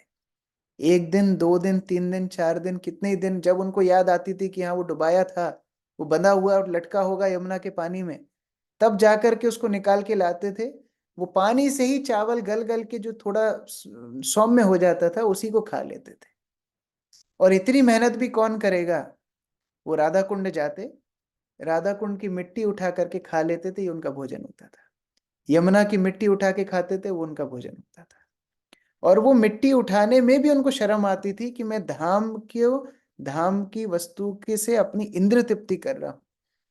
तो वहां पर उपस्थित जितने गाय, जानवर, पक्षी, पेड़, इल्ली, कीड़ा, चींटी, उन सबको प्रणाम करके आज्ञा मांगते थे कि मैं थोड़ी मिट्टी उठा लूं राधा कुंड से, मैं इंद्र तृप्ति कर रहा हूं, मेरा भोजन कर रहा हूं राधा कुंड की मिट्टी से। तो इस तरह वो अपना वृंदावन वास करते थे। 30 वर्ष तक ऐसा कठिन भजन उन्होंने वृंदावन में किया। फिर 30 साल के बाद लगभग 1893 में श्री चैतन्य महाप्रभु का जन्म स्थान जो मायापुर में योग पीठ है, वो भक्ति विनोद ठाकुर ने उसकी खोज की। हमने भक्ति सिद्धांत सरस्वती के सेमिनार में भी चर्चा की थी, किस तरह बहुत सारे प्रमाणों के साथ श्री चैतन्य महाप्रभु के जन्म स्थान की खोज हुई। तो उस उत्सव में गौर किशोरदास बाबा जी महाराज गए थे, और उसी उत्सव में जगन्नाथ दास बाबा जी महाराज भी गए थे। तो जगन्नाथ दास बाबा जी महाराज उनके परम गुरु भी थे, और जगन्नाथ दास बाबा जी महाराज की परंपरा में उन्होंने दीक्षा भी प्राप्त की थी और शिक्षा भी प्राप्त कर रहे थे, क्योंकि भक्ति विनोद ठाकुर उनके शिक्षा गुरु थे। तो जगन्नाथ दास बाबा जी महाराज ने उनको बोला कि तुम क्या बार बार वृंदावन नवद्वीप मायापुर नवद्वीप कर रहे हो, तुम यहीं रहो। अभी अभी महाप्रभु का जन्म स्थान की खोज हो चुकी है, अभी यहीं रहो, अभी कहीं नहीं जाना। यद्यपि उनकी वृंदावन धाम 30 साल रहे, वृंदावन धाम में बरसाना में लाडली लाल जी को वहां पर जाकर के रोज पुष्पों की माला पहनाना, नाम जप करना, राधा कुंड की मिट्टी सेवन करना, ब्रज से इतनी आसक्ति थी। एक बार जगन्नाथ दास बाबा जी महाराज ने बोल दिया तुम्हें कहीं नहीं जाना, केवल नवद्वीप में रहना है बस। उसके बाद अंत समय तक नवद्वीप में ही रहे, नवद्वीप छोड़ के कहीं गए नहीं। हमने पहले भी चर्चा की थी, हमारी परंपरा में भाव से ज्यादा सेवा को प्रधानता दी गई है। गुरु क्या हमसे कराना चाहते हैं, हम क्या करना चाहते हैं ये आवश्यक नहीं है, गुरु हमसे क्या कराना चाहते हैं। तो उन्होंने बस यही निश्चय कर लिया, जगन्नाथ दास बाबा जी महाराज ने मुझे बोला है, मैं नवद्वीप में ही रहूंगा, नवद्वीप छोड़ के कभी नहीं गए। और उसी दृष्टि से नवद्वीप वासियों को देखते थे जिस दृष्टि से वृंदावन वासियों को देखते थे। तो सभी को प्रणाम करना, सभी का सम्मान करना, सबकी सेवा करना, ये गौर कृष्णदास बाबा जी महाराज का संकल्प था। किसी को भी अपने स्वयं के जीवन निर्वाह के लिए परेशान नहीं करते थे। तो कैसे अपना जीवन चलाते थे? खाने पीने का तो हमने बता ही दिया। खाना पीना तो बहुत सरल है, या तो चावल मिलेंगे गंगा के पानी में डुबा के रखेंगे, जब सौम्य हो जाएंगे, जब याद आएगी तो उठा के खाएंगे। एकादशी पे कुछ खाने पीने का सवाल ही नहीं उठता। और अगर कुछ ना मिले तो गंगा की मिट्टी उठाते और गंगा की मिट्टी खा लेते। ऐसे ही पूरा जीवन चलाया है। उनकी कुल संपत्ति थी तीन चीजें, एक उनकी कंठीमाला, एक उनकी जपमाला, और दो किताबें, एक प्रार्थना और एक प्रेम भक्ति चंद्रिका। खुद पढ़ना नहीं जानते थे, खुद पढ़ना ही नहीं जानते थे, बाह्य दृष्टि से निरक्षर थे, लेकिन दूसरों को बोलते थे अरे थोड़ा पढ़ के मुझे सुनाओ। वास्तव में ये भी उनका छल था, इसी बहाने दूसरों को वो ये किताब पढ़वाते थे, और फिर वो लोगों से पढ़वाने के बाद टीकाकार टीका देते थे स्वयं गौर कृष्णदास बाबा जी महाराज। और कपड़े कहाँ से पहनते थे? यहाँ पर एक फोटो दिया है, शमशान में जब कफन उड़ा करके मृत शरीर को ले जाया जाता है और वो सफेद कपड़े को उगाड़ दिया जाता है जलाने के पहले, वो कपड़ा उठा करके शमशान से लाते थे और वही पहनते थे। और कभी कभी उनकी माला भी किसी को दे देते थे, तो उसी कपड़े में 108 गांठ बांधते थे, उससे ही जप कर लेते थे, इतने विरक्त थे। बस प्रेम भक्ति चंद्रिका और प्रार्थना, ये दो पुस्तकों को पढ़ के अपना पूरा दिन निकालते थे। नित्यानंद प्रभु का स्मरण करते, चैतन्य महाप्रभु का स्मरण करते। कोई उनसे पूछता कि आपको कृष्ण प्रेम प्राप्त है, आप हमको भी बताइए कि हमको कृष्ण प्रेम कैसे मिलेगा, कैसे कृष्ण प्रेम प्राप्त हो? तो बोलते थे 25 पैसे में कृष्ण प्रेम प्राप्त हो सकता है, लेकिन तुम अच्छे व्यक्ति हो, तुमको बताता हूं 2 पैसे में भी कृष्ण प्रेम मिल सकता है। तो व्यक्ति बड़ा विस्मय में आ गया, 2 पैसे 25 पैसे क्या है ये? तो बोले देखो, 2 पैसे में तुम खरीद सकते हो प्रार्थना और प्रेम भक्ति चंद्रिका, नरोत्तम दास ठाकुर की ये दो पुस्तक, और ये पढ़ के तुम्हें कृष्ण प्रेम मिल सकता है। तो फिर बोला वो 25 पैसा क्या बोल रहे थे आप? तो बोले हाँ, 2 पैसे में तो ये किताब आ जाएंगी, और जो बचे हुए 23 पैसे हैं उसमें सब वैष्णवों को प्रसाद खिलाओ, क्योंकि ये जो पढ़ोगे उसको पचाने के लिए वैष्णव सेवा लगती है। तो इसलिए 25 पैसे कैलकुलेट करके बताए हैं, 23 पैसे की वैष्णव सेवा और 2 पैसे की ये दो पुस्तक, इनसे कृष्ण प्रेम तुम प्राप्त कर सकते हो। और उनका दिन का सबसे महत्वपूर्ण समय होता था जब वो लगभग 2-2:30 बजे दोपहर से लेकर के शाम के 5 बजे तक श्रीमद् भागवत का श्रवण करने जाते थे शिला भक्ति विनोद ठाकुर से। भक्ति विनोद ठाकुर गोद्रुम द्वीप में, मायापुर से आप नदी पार करके गोद्रुम द्वीप जा सकते हैं। वहाँ स्वानंद सुखद कुंज है, जो लोग मायापुर गए हैं उन्होंने निश्चित दर्शन किया होगा, भक्ति विनोद ठाकुर का घर है। भक्ति विनोद ठाकुर उस स्थान में रोज भागवत प्रवचन करते दोपहर के समय, और काफी बड़े बड़े संत, बड़े बड़े गौड़ीय वैष्णव वहां पर आकर के कृष्ण कथा सुनते। तो भक्ति विनोद ठाकुर के पुत्र भक्ति सिद्धांत सरस्वती तब छोटे थे, वो भी वहां बैठते थे, और गौर किशोरदास बाबा जी महाराज भी प्रवचन सुनने जाते थे। और कभी कभी भक्ति विनोद ठाकुर के गुरु जगन्नाथ दास बाबा जी महाराज भी वहां आते थे। तो ये 4 पीढ़ी एक साथ वहां कृष्ण कथा करती थी। आप कल्पना कीजिए कैसा वहां कृष्ण कथा का वहां पर समागम होता होगा। चारों, जगन्नाथ दास बाबा जी महाराज, भक्ति विनोद ठाकुर, गौर कृष्णदास बाबा जी, भक्ति सिद्धांत सरस्वती, चारों एक ही स्थान पे कृष्ण कथा करते थे। और कई बार रात में लेट तक कृष्ण कथा चलती थी, तो भक्तिविनोद ठाकुर उनको बोलते थे आप यहीं पर रुक जाइए। तो सामने ही, अभी भी आप जाएंगे वो भजन कुटीर है, वहां पर सामने ही एक छोटी सी कुटिया थी, जिसमें गौर कृष्णदास बाबा जी महाराज रहते थे। और इन इन चर्चाओं को भक्ति विनोद ठाकुर ने अपनी कई पुस्तकों में लिखा है। जैसे जैव धर्म में इन चर्चाओं को संकलित किया है दूसरे नामों से, लेकिन ये चर्चाएं हैं जगन्नाथ दास बाबा जी महाराज, गौर कृष्णदास बाबा जी महाराज जैसे परमहंसों के बीच में। अब भक्ति विनोद ठाकुर ने देखा कि बाबा जी महाराज मिट्टी खाते हैं, गंगा की मिट्टी खा के अपना शरीर चला रहे हैं, इससे तो उनको काफी व्याधियां हो जाएंगी। और धीरे धीरे क्या हो रहा था, उनकी आंखों की रोशनी जाती जा रही थी, गौर कृष्णदास बाबा जी महाराज की आंखों की रोशनी जाती जा रही थी। तो भक्ति विनोद ठाकुर ने अपने ही घर से प्रसाद की व्यवस्था की, और प्रसाद की व्यवस्था बाबा जी महाराज को रोज परोसते, रोज प्रसाद देते। तो बाबा जी महाराज ने उनके घर पे आना ही बंद कर दिया, बोले मैं किसी से सेवा नहीं लूंगा, और वही मिट्टी खा के अपना काम चलाते। तो इतनी दिक्कत हो गई कि लगभग अंधे ही हो गए, उनको दिखना ही बंद हो गया।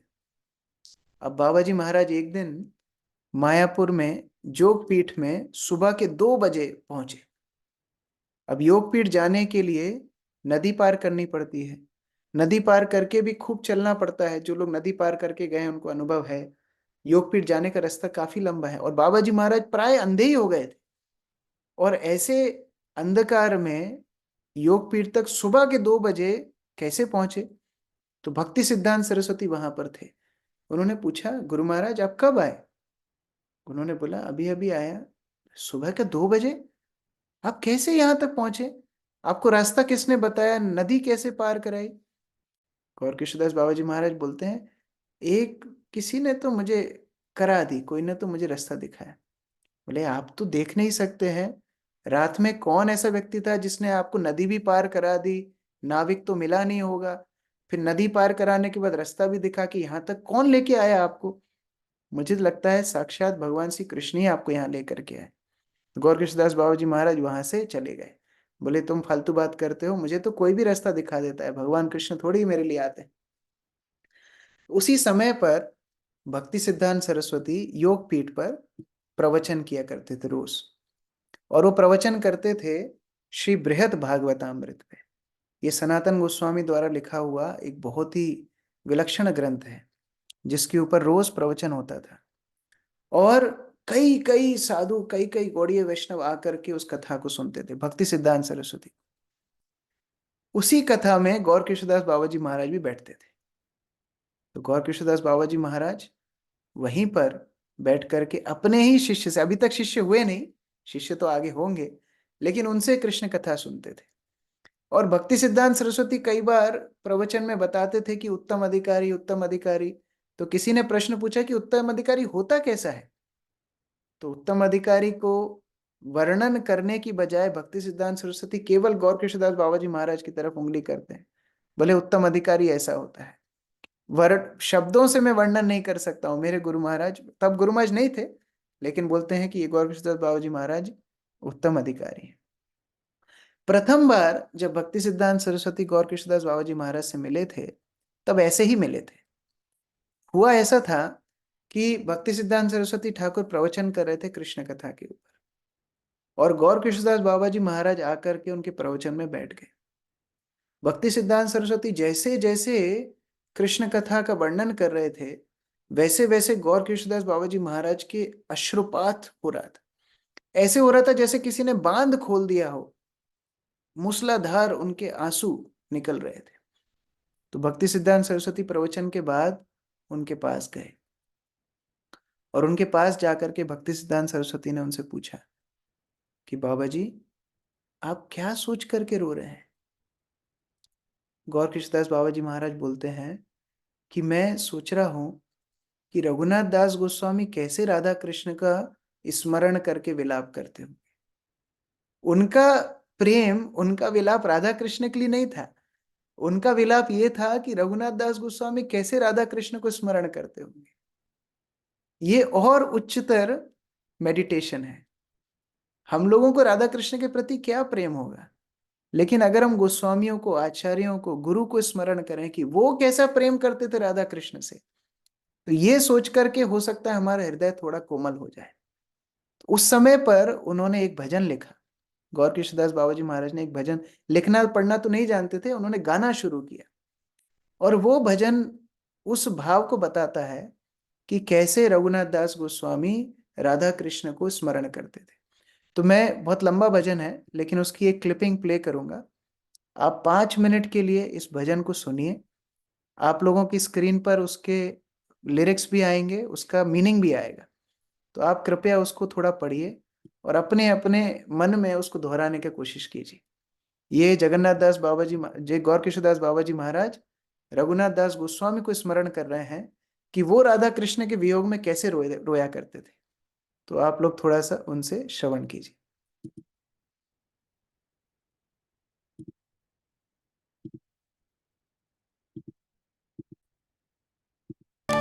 কোথায় গো প্রেমময়ী রাধে রাধে, কোথায় গো প্রেমময়ী রাধে রাধে, রাধে রাধে গো রাধে রাধে, রাধে রাধে গো রাধে রাধে, কোথায় গো প্রেমময়ী রাধে রাধে, কোথায় গো প্রেমময়ী রাধে রাধে, রাধে দেখা দিয়ে প্রাণ রাখো রাধে রাধে, দেখা দিয়ে প্রাণ রাখো রাধে রাধে, রাধে দেখা দিয়ে প্রাণ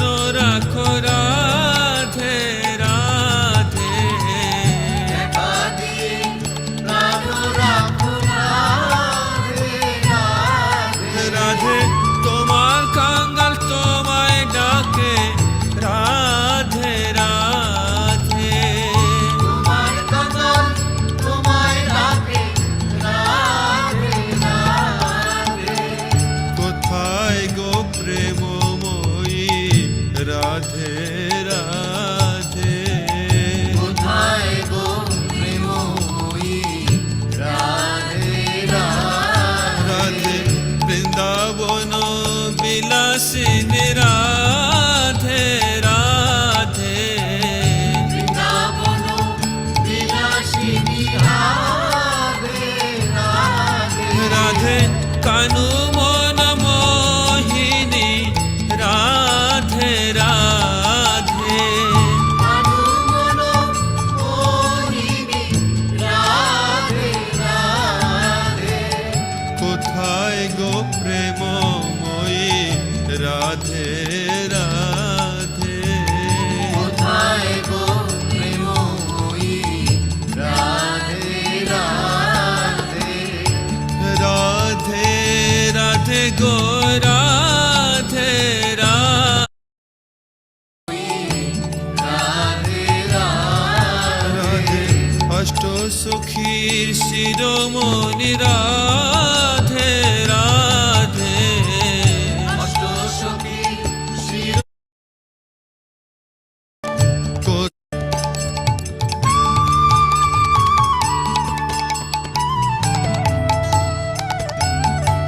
গোসাই নিয়ম করে সদাই ডাকে রাধে রাধে, নিয়ম করে সদাই ডাকে রাধে রাধে, বলে রাধে রাধে রাধে রাধে, রাধে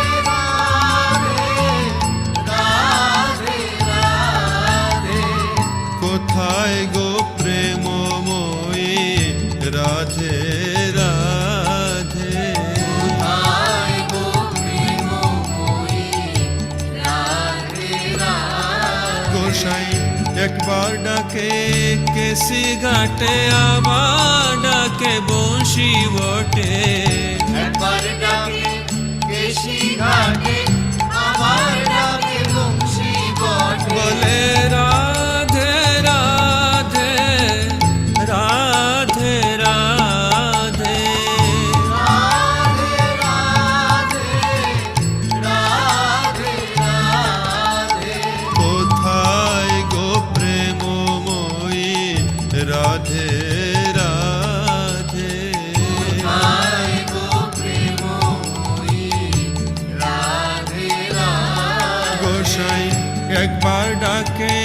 নিধু বনে আবার ডাকে কুঞ্জ বনে একবার ডাকে নিধু বনে আবার ডাকে কুঞ্জ বনে একবার ডাকে নিধু বনে রাধে রাধে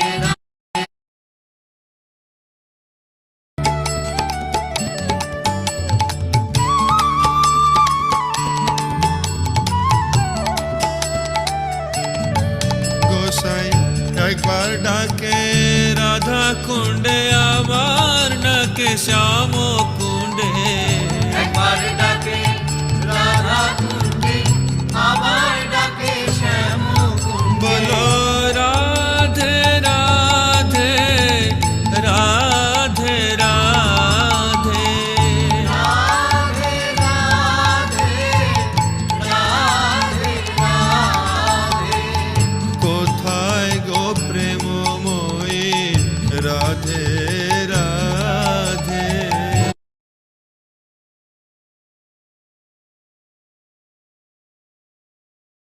শোন দিয়ে গায়ে ব্রজে ধুলায় গড়াগড়ি যায় মলিন বসন দিয়ে গায়ে ব্রজে ধুলায় গড়াগড়ি যায় রাধে রাধে রাধে রাধে রাধে রাধে রাধে রাধে বৃন্দাবন বিলাসিনী রাধে রাধে রাবণ বিলাসিনী রাধে রাধে কোথায় গো প্রেমময়ী রাধে রাধে কোথায় গো প্রেমময়ী রাধে রাধে গোসাই মুখে রাধা রাধা বলে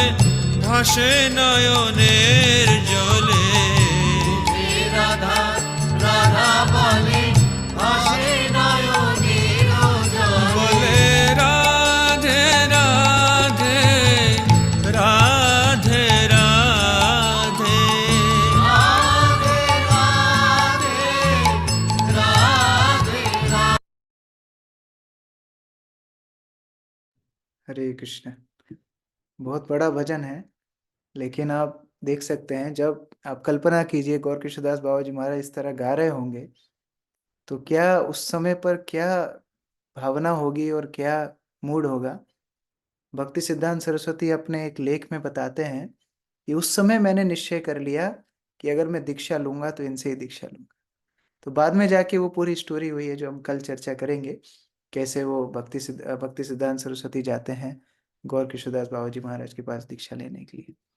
तो आज हमने केवल गौर किशोरदास बाबा जी महाराज के जीवन को चरित्र को शुरुआत की है।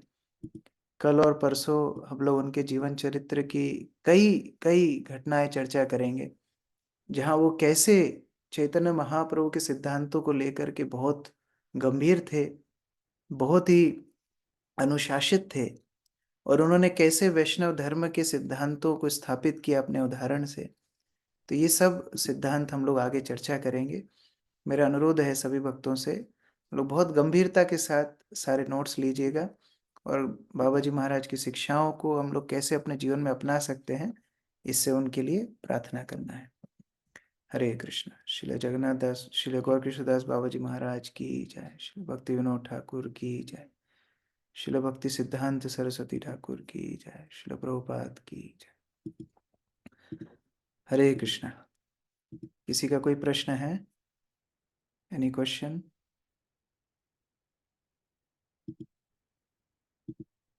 यस राजीव प्रभु। प्रभु जी हरे कृष्ण। नमस्कार प्रभु जी। प्रभु जी जो हमारा गुरु परंपरा है उसमें दो ही लोग हैं जिनके आगे बाबा जी महाराज लगा, जैसे जगन्नाथ दास बाबा जी महाराज और गौर किशोर दास बाबा जी महाराज। बाकी सबको श्रीला बोलते हैं, तो दोनों में कुछ फर्क है रेस्पेक्टफुल वर्ड से। मैं जितना आपकी बात समझ पाया, आपका नेटवर्क थोड़ा ये था कि दो लोगों का नाम के आगे हम बाबा जी महाराज लगाते हैं, ऐसा नहीं है। सभी बाबा जी थे वास्तव में। रूप सनातन, रघुनाथ दास गोस्वामी, नरोत्तम दास ठाकुर, सभी बाबा जी भेष में ही रहते थे। उसी तरह बाबा जी व्यवहार ही करते थे। केवल भक्ति विनोद ठाकुर जो पहले गृहस्थ थे, वो भी बाद में बाबा जी बने। लेकिन भक्ति सिद्धांत सरस्वती ठाकुर ने बाद में संन्यास परंपरा शुरू की हमारी परंपरा। भक्ति सिद्धांत सरस्वती ठाकुर के पहले और चैतन्य महाप्रभु तक सभी बाबा जी वेश में ही रहते थे। यस मंजू माता जी। हरे कृष्ण प्रभु जी। प्रभु जी, जैसे आपने बताया प्रेम भक्ति चंद्रिका और ये प्रार्थना जो पुस्तक उनके पास थी, ये किसने लिखा था प्रभु जी? ये श्रील नरोत्तम दास ठाकुर ने लिखी थी। नरोत्तम दास ठाकुर हमारी परंपरा में बहुत महान आचार्य हैं, जिन्होंने बहुत बहुत सारे वैष्णव भजन लिखे। तो ये प्रेम भक्ति चंद्रिका और प्रार्थना उन भजनों का संकलन है, जिसमें हमारे वैष्णव सिद्धांत को भजन के माध्यम से सिखाया है। तो प्रभु जी, ये अभी उपलब्ध है अपने पास में? हाँ, जो आप रोज गुरु पूजा गाते हैं वो उधर से ही है। श्री गुरु चरण पद्मा केवल भक्ति सदमा, ये सारे भजन उधर से है। निताई पद कमल कोटि चंद्र सुशीतल, श्री कृष्ण चैतन्य प्रभु दया करो मोरे, ये सारे भजन नरोत्तम दास ठाकुर के भजन है। हेलो। हरे कृष्ण प्रभु जी। यस गौरी शंकर प्रभु। हेलो। प्रभु जी बहुत आनंद आया, इतना आनंद आया कि मेरी लाइफ में पहली बार मैंने ऐसा भजन सुना। प्रभु जी बहुत आनंद आया, बहुत आनंद। इस भजन को अगर मेरे को भेज देते बहुत कृपा होगी प्रभु जी। और कृष्णदास बाबा जी महाराज की ये सेवा है जय। कि वो वृंदावन से इतना दूर है, वो वृंदावन से दूर है, नवद्वीप में है, लेकिन नवद्वीप में उनको वृंदावन की इस तरह भावना है। वास्तव में नवद्वीप और वृंदावन में कोई अंतर नहीं है, लेकिन ये सेवा के माध्यम से गुरु की सेवा के लिए उनका समर्पण था, इसलिए वृंदावन धाम से उनकी इतनी आसक्ति थी, राधा रानी से इतनी आसक्ति थी। आगे हम देखेंगे किस प्रकार भगवान श्री चैतन्य महाप्रभु की कृपा से राधा रानी के साथ भी उनकी लीला है। कृष्ण के साथ तो लीला आज सुनाई आपको कि कैसे स्वयं भगवान श्री कृष्ण उनको 2 बजे योगपीठ तक लेकर के गए। वो प्राय अंधे जैसे ही हो गए थे, उनको चलाने के लिए भगवान की जिम्मेदारी। यस दक्ष प्रभु। हरे कृष्णा प्रभु, दंडवत प्रणाम। Thank you very much Prabhu ji for wonderful class. तो मेरा ये प्रश्न था कि आप जैसे बताएं कि श्रील गौर किशोरदास बाबा जी महाराज की तरह यदि हम जीवन जिए तो एक दिन में मर जाएंगे, तो पूरा लाइफ उनका जो काफी हमको इंस्पायर कर रहा है, तो इसको फिर हम प्रति डेली लाइफ में कैसे हमारे जीवन में लागू कर सकते हैं? देखिए कभी भी, बहुत अच्छा प्रश्न है, कभी भी कोई भी आचार्य का अनुसरण करना है तो पहले दिन से उन्होंने कैसे शुरुआत की थी वैसे करना चाहिए। उन्होंने शुरुआत कैसे की थी, जैसे हरिदास ठाकुर ने शुरुआत कैसे की, रघुनाथ दास गोस्वामी ने शुरुआत कैसे की, समर्पण से, समर्पण के साथ उन्होंने शुरुआत की, गुरु की आदेश पालन करने के साथ उन्होंने शुरुआत की।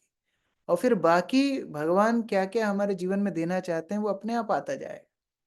लेकिन हमारी मानसिकता क्या होती है, जो सिद्ध अवस्था है उसका अनुकरण हम करते हैं।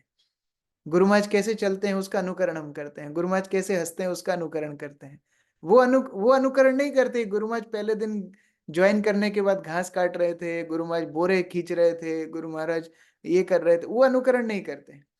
तो कोई भी आचार्य का अनुकरण करना ही है तो प्रथम दिन उन्होंने कैसे गुरु की सेवा की, कैसे शरणागति की, वो सीखना है। तो गौर कृष्णदास बाबा जी महाराज ने ब्रज मंडल छोड़ दिया जगन्नाथ दास बाबा जी महाराज के एक आदेश पर। यह सीखने की बात है कि गुरु के आदेश के लिए अपने निजी स्वार्थ को छोड़ना सीखना है। अगर हम इस चीज को सीखें, थोड़ा बहुत ये सिद्धांतों को सीख जाएं, यही हमारे लिए सफलता है। हम लोग उस प्रेम के स्तर पर कभी पहुंच नहीं पाएंगे, हम बद्ध अवस्था में हमारे कभी होगा ही नहीं। लेकिन कम से कम जो सिद्धांत, जो शरणागति के सिद्धांत उन्होंने प्रदर्शित किए हैं, कम से कम वो हम अपने जीवन में अपना सकते हैं। ठीक है, थैंक यू वेरी मच। आकांक्षा माता जी। हरे कृष्ण प्रभु जी। जैसे आपने बताया कि हमें किसी धार्मिक स्थान पे क्यों जाना चाहिए, इससे पहले हमें खुद पता होना चाहिए। बट आज के टाइम में बहुत सारे प्रभु जी हैं, वो बोलते हैं कि आप किसी धार्मिक स्थान पे तब जा सकते हो जब भगवान चाहते हैं, ऐसा बोला जाता है। तो क्या ये सही है? दोनों ही बातें हैं। देखिए, भगवान की इच्छा के बिना तो हम धार्मिक स्थान में प्रवेश कर ही नहीं सकते। तो आप बोलेंगे नहीं, हम तो होके आए हैं इतनी बार। हम केवल धाम के आसपास घूम के आए हैं, धाम के अंदर प्रवेश नहीं किया है हमने। हम धाम की चौखट को स्पर्श करके आए हैं बस। धाम के अंदर प्रवेश केवल भगवान जिसको अधिकार देते हैं वही कर पाता है। इसीलिए सेवा के भावना से धाम में जाना चाहिए, गुरु के आदेश के साथ धाम में जाना चाहिए, तब जाके हमारी धाम यात्रा सफल है। नहीं तो जहां गुरु की सेवा शिष्य कर रहा है वही धाम है। आज सुबह ही हमने भागवत में पाठ किया था, वहां पर बता रहे थे कि किस प्रकार तीर्थ कुर्वन्ति तीर्थानि, प्रभुपाद बता रहे थे कि जहां भगवत भक्त सेवा करते हैं वही स्थान तीर्थ बन जाता है, वही धाम बन जाता है। तो अलग से तीर्थ यात्रा धाम यात्रा उनको करने की आवश्यकता ही नहीं। और जो लोग धाम में ऐसे अपने स्वयं के सामर्थ्य से जाते हैं, वास्तव में वो केवल धाम की चौखट छू करके आ जाते हैं, धाम में प्रवेश नहीं मिलता है। तो इसीलिए भगवान की इच्छा से ही प्रवेश है, लेकिन भगवान देखते हैं कि भक्त का मनोभाव क्या है, उसके अनुसार उसको प्रवेश मिलता है। हरे कृष्ण प्रभु जी। सुमंगल माधव प्रभु। हरे कृष्ण प्रभु, दंडवत प्रणाम। बहुत दिन बाद में इस तरह भजन सुना। अभी तो एकदम रेगुलेटेड लाइफ हो गए। तो मेरा एक छोटा सा क्वेश्चन था, अब बताए थे लेकिन मेरा उतना क्लियर नहीं हो पाया था कि जैसे गौर किशोर दास बाबा जी महाराज, भक्ति सिद्धांत सरस्वती ठाकुर, भक्ति विनोद ठाकुर, जगन्नाथ दास बाबा जी महाराज, जो हमारे गुरु परंपरा में ये पांचों गुरुओं को हम देखते हैं, इनका बीच में आपस में संबंध क्या है? जैसे कोई डायरेक्ट शिष्य है, कोई डायरेक्ट शिष्य भी नहीं थे, शिक्षा गुरु थे। वो जरा थोड़ा आप खोल के बताएंगे तो और क्लियर हो जाएगा। बहुत अच्छा प्रश्न है। धन्यवाद। वास्तव में हमारी जो परंपरा है वो शिक्षा परंपरा है। जो हम भागवत परंपरा देखते हैं, भगवत गीता में प्रभुपाद ने प्रकाशित की है, वो शिक्षा परंपरा है। हमारी परंपरा में शिक्षा को ज्यादा प्राधान्यता दी है। तो बीच में कई गुरु हैं, कई दीक्षा गुरु हैं, लेकिन क्योंकि वो आचार्य पदवी पे वो उतना प्रचार नहीं किए हैं, उनको वो परंपरा की शिक्षा परंपरा में नहीं रखा है। जैसे शिला प्रभुपाद इस्कॉन के प्राथमिक शिक्षा गुरु हैं। तो हम सभी शिष्य प्रभुपाद के हैं, वास्तव में शिक्षा शिष्य। हमारे दीक्षा गुरु बहुत सारे अलग अलग हो सकते हैं, लेकिन हम फॉलोवर हैं शिला प्रभुपाद के। इसी तरह जो उस समय के वर्तमानिक आचार्य थे, उनको शिक्षा गुरु रूप से ग्रहण किया जाता था।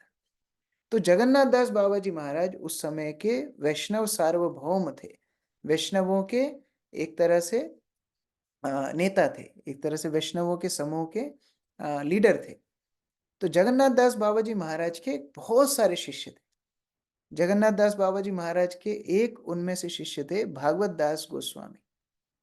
भागवत दास गोस्वामी ने श्रीला गौर किशोरदास बाबा जी महाराज को बाबा जी भेज दिया था। तो वास्तव में उनके दीक्षा गुरु हुए भागवत दास गोस्वामी, लेकिन उनके शिक्षा गुरु थे जगन्नाथ दास बाबा जी महाराज, और उनको डेली टीचिंग देते थे भक्ति विनोद ठाकुर। तो भक्ति विनोद ठाकुर भी उनके शिक्षा गुरु थे। इसलिए हम परंपरा में देखते हैं जगन्नाथ दास बाबा जी, फिर भक्ति विनोद ठाकुर, फिर गौर किशोरदास बाबा जी महाराज। उधर भागवत दास गोस्वामी का फोटो नहीं है, क्योंकि वास्तव में शिक्षा लेते थे गौर किशोरदास बाबा जी महाराज भक्ति विनोद ठाकुर से, और भक्ति विनोद ठाकुर शिक्षा लेते थे जगन्नाथ दास बाबा जी महाराज से। अब इधर एक और ट्विस्ट है, भक्ति विनोद ठाकुर जगन्नाथ दास बाबा जी महाराज के दीक्षा शिष्य नहीं, उनके दीक्षा गुरु का नाम है विपिन बिहारी गोस्वामी, लेकिन वो शिक्षा लेते थे जगन्नाथ दास बाबा जी महाराज से, इसलिए उनका परंपरा में नेक्स्ट फोटो है। आगे गौर किशोरदास बाबा जी महाराज ने फिर भक्ति विनोद ठाकुर को बाबा जी भेज दिया, हम वो भी देखेंगे आगे। वो उनके शिक्षा शिष्य हैं, लेकिन शिष्य से ही बाबा जी भेज ले लिया, क्योंकि दीक्षा के ऊपर उतना जोर दिया ही नहीं है। दीक्षा किसी से भी ले ली, कोई दिक्कत नहीं है, लेकिन शिक्षा ज्यादा महत्वपूर्ण है। तो उस तरह दीक्षा प्रमाणित गुरु जो भी परंपरा में आ रहे हैं उनसे ली जा सकती है, लेकिन हमारी परंपरा में शिक्षा के ऊपर ज्यादा जोर दिया गया है। तो ये इनके बीच का संबंध है। तो जगन्नाथ दास बाबा जी महाराज शिक्षा गुरु हैं भक्ति विनोद ठाकुर के, भक्ति विनोद ठाकुर शिक्षा गुरु हैं गौर किशोरदास बाबा जी महाराज। अब गौर किशोरदास बाबा जी महाराज दीक्षा गुरु भी हैं, शिक्षा गुरु भी हैं श्रील भक्ति सिद्धांत सरस्वती ठाकुर, और भक्ति सिद्धांत सरस्वती शिक्षा गुरु दीक्षा गुरु दोनों हैं शिला प्रभुपाद के, उस तरह उनके बीच का संबंध। यस, मयूरिका माता जी। धन्यवाद हरे प्रभु। कृष्ण प्रभु जी, दंडवत प्रणाम। प्रभु जी, जैसे कि अभी आपने बताया कुछ कुछ आंसर्स तो मतलब सभी वैष्णव जो पूछते हैं उन्हीं में से मिल जाते हैं। बट जैसे कि मेरे मन में काफी टाइम से ये प्रश्न आ रहा था कि कौन समझना है तो सबसे पहले गुरु परंपरा को समझना पड़ेगा। तो अभी कुछ ही दिन पहले मेरी बहुत इच्छा थी कि एक माता जी से बात हुई थी कि इनको कैसे समझा जाए, जो गुरु परंपरा है वो कैसे मतलब ये आए, कैसे इनका भक्ति में अनुसरण हुआ, कैसे हुआ। तो अभी जैसे कि अभी हम गौर किशोर बाबा जी के बारे में जान रहे हैं, तो श्रील प्रभुपाद को जिस तरीके से भक्ति सिद्धांत सरस्वती ठाकुर जी ने आदेश दिया था प्रचार करने का या विदेश जाने का, तो इस इनसे ज्यादा डेडिकेशन तो जैसे कि अभी हम सुन रहे हैं गौर किशोर बाबा जी का सरेंडर कितना अधिक, ऐसा लग रहा है कि वो पूरे दिन मतलब कृष्णमय जीवन में ही व्यतीत कर रहे हैं। तो उनके गुरु महाराज ने उनको ये कभी आदेश नहीं दिया होगा कि आप प्रचार करो, या मतलब जैसे श्रील प्रभुपाद ने जो कार्य किया, मेरे कहने का मतलब है। समझ गया आपका प्रश्न। जी। देखिए, आचार्य का अर्थ होता है टीचर, है ना। टीचर जो अपने उदाहरण से, अपने जीवन से हमको सिखाए। अभी टीचर अलग अलग सब्जेक्ट के अलग अलग टीचर होते हैं।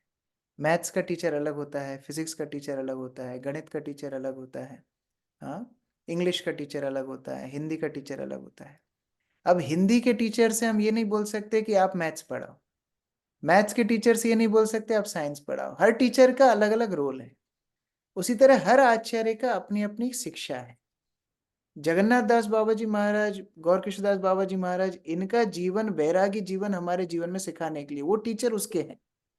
भक्ति विनोद ठाकुर गृहस्थ जीवन में रहते रहते कैसे मिशनरी रहना है, उनका टीचिंग वो है। भक्ति सिद्धांत सरस्वती, शिला प्रभुपाद, वो मिशनरी टीचर्स हैं। कैसे प्रचारक बना जाए, वो उनका डिपार्टमेंट है। तो हर आचार्य की अपनी अपनी शिक्षा है। जैसे हम षड गोस्वामी में भी देखते हैं, रूप गोस्वामी, सनातन गोस्वामी, रघुनाथ दास गोस्वामी, सब अलग अलग आचार्य हैं। संबंध आचार्य हैं, अभिधेय आचार्य हैं, रस आचार्य हैं। सबका अपना अपना डिपार्टमेंट है। तो उनकी राइटिंग्स में भी वही टीचिंग्स आएंगी, उनके चरित्र में भी वही टीचिंग्स आएंगी, क्योंकि वो सब्जेक्ट वो सिखाने वाले हैं हमारी परंपरा में। तो इसीलिए ये कंपैरिजन हम नहीं कर सकते कि अरे गौर किशोरदास बाबा जी महाराज को भी निर्देश मिलना चाहिए था प्रचार करने का, तो और अच्छा प्रचार होता है। हाँ, वो प्रचार कर सकते थे, लेकिन उन्होंने अपने जीवन से जो एक विरक्त कृष्ण समर्पण भक्त का जो उदाहरण सिखाया है, वो फिर हमको नहीं मिलता। हम बोलते अरे वो तो रूप गोस्वामी, सनातन गोस्वामी करते थे, हम थोड़ी कर पाएंगे। तो अपने उदाहरण से उन्होंने सिखाया, नहीं, आप भी हरिनाम के माध्यम से वो कृष्ण प्रेम को प्राप्त कर सकते हो। तो इस तरह अलग अलग आचार्यों के अलग अलग टीचिंग्स हैं। ठीक है प्रभु जी, इनकी जैसे कि मतलब मुझे इतना मतलब थोड़ा थोड़ा जैसे शिक्षा गुरु से या किसी से सुनते हैं तो हमें थोड़ा बहुत ज्ञान हो जाता है, फिर वो डेली पढ़ते हैं तो याद रहता है, बाकी भूल जाते हैं, स्टोरीज कभी कभी याद नहीं रहती है। तो इनकी कोई मतलब जो गुरु परंपरा की कोई बुक ऐसी अवेलेबल है कि जिनको हम डेली पढ़ के उसको स्मरण कर सके? अलग अलग भक्तों ने अलग अलग संकलन किए हैं। जैसे मैं अभी जब सेमिनार प्रिपेयर कर रहा था, तो मैं काफ़ी 5-7 जगहों से अलग अलग भक्तों ने जो किताबें लिखी हैं उधर से रेफरेंस लिया हूँ। तो आप लोग उनको भी पढ़ सकते हैं, नहीं तो आप अच्छे से नोट्स बना सकते हैं सेमिनार के। फिर आपकी ही किताब आप पढ़िए, अपना लिखा ज़्यादा अच्छा लगता है। तो अपने नोट्स पढ़िए, उससे ज़्यादा अच्छे से याद रहेगा। ठीक है। जी प्रभु जी, थैंक यू सो मच। हरे कृष्ण। कैलाश पाठक प्रभु।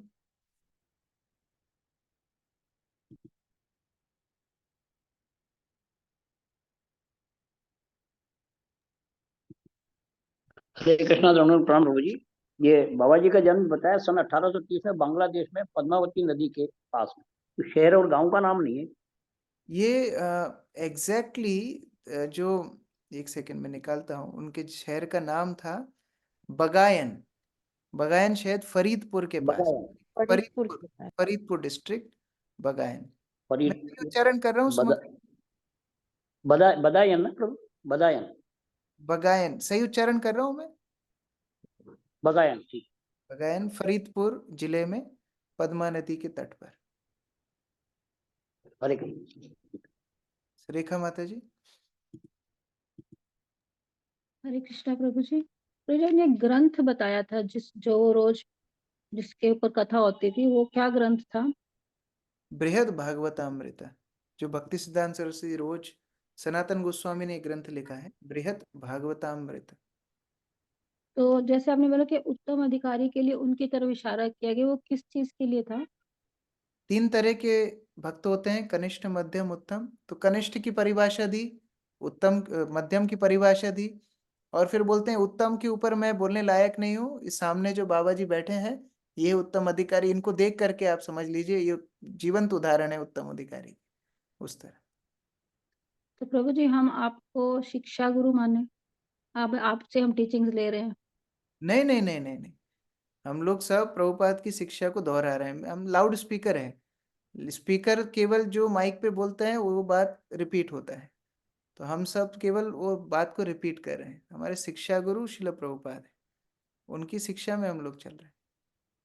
जी। वीर प्रसाद प्रभु। हरे कृष्ण प्रभु, दंड प्रणाम।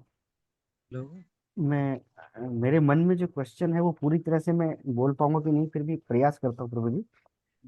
जैसे हम आचार्यों के और भगवतम पढ़ते हैं, सुनते हैं, और आप सबकी जो कृपा से इस ज्ञान की तरफ अग्रसर हो रहे हैं, हमारे हृदय में जो एक नम्रता भाव उत्पन्न तो होती है। भाव तो ऐसा होता है कि भगवान के सबके प्रेम के प्रति, बट जो टाइम बीइंग जो हम स्पिरिचुअल मटेरियलिस्टिक या फिर भौतिकी दुनियाओं की तरफ देखते हैं, तो यहाँ पर अपन कंपेरिजन करें तो अगर उन आचार्यों की लाइफ साइकिल के अकॉर्डिंगली अभी हम देखें तो, और अभी जितने भी हम जो समझ रहे हैं, जैसे मैं शिक्षा कुछ लेने की प्रयास कर रहा हूँ जो भी हो, तो एक भिन्नता होती है कि हम कहाँ हैं, क्या कर रहे हैं, लेकिन फिर देखते हैं कि हमारी जीवन को भी तो जीना है। तो ये मुझे आप शायद समझ पा रहे हो मैं भी कम से कि कम इच्छा होनी चाहिए, वो आशा होनी चाहिए कि हमको भी एक दिन उस तरह भक्ति करना है। जो हमारे वैष्णव आचार्यों ने हमें भेंट दी है, उसको हमें इस्तेमाल करना है, उसका हमको उपयोग करना है। कम से कम ये आशा हृदय में होनी चाहिए। भगवान हमारी आशा पूर्ण करने के लिए तत्पर हैं, तैयार हैं, लेकिन कम से कम ये श्रवण करके ये इच्छा आ जाए कि मुझे भी एक दिन शुद्ध भक्ति करनी है, मुझे भी एक दिन कृष्ण प्रेम प्राप्त करना है। कम से कम इतनी इच्छा हमारे अंदर आ जाए, फिर भगवान धीरे धीरे हमें उसके प्रति अग्रसर कर देंगे। तो ये श्रवण के माध्यम से कम ये इच्छा आ जानी चाहिए हृदय में। बाकी हमारा सामर्थ्य नहीं है कृष्ण भक्ति प्राप्त करने के लिए, लेकिन कम से कम आशा तो हम कर सकते हैं ना। बाकी भगवान हमको क्या देंगे उनके ऊपर है, कब देंगे उनके ऊपर है। हाँ, मतलब अकॉर्डिंगली अगर देखा जाए तो ये तो करना चाहते हैं, लेकिन ये मटेरियल वर्ल्ड कहीं ना कहीं हमको अट्रैक्ट करता है, क्योंकि कहीं कहीं सारी जो चीजें हैं आवरण है, चाहे किसी भी सिचुएशन में देखें, क्योंकि आज के टाइम में फिजिकल फैसिलिटेड बहुत हैं हर जगह।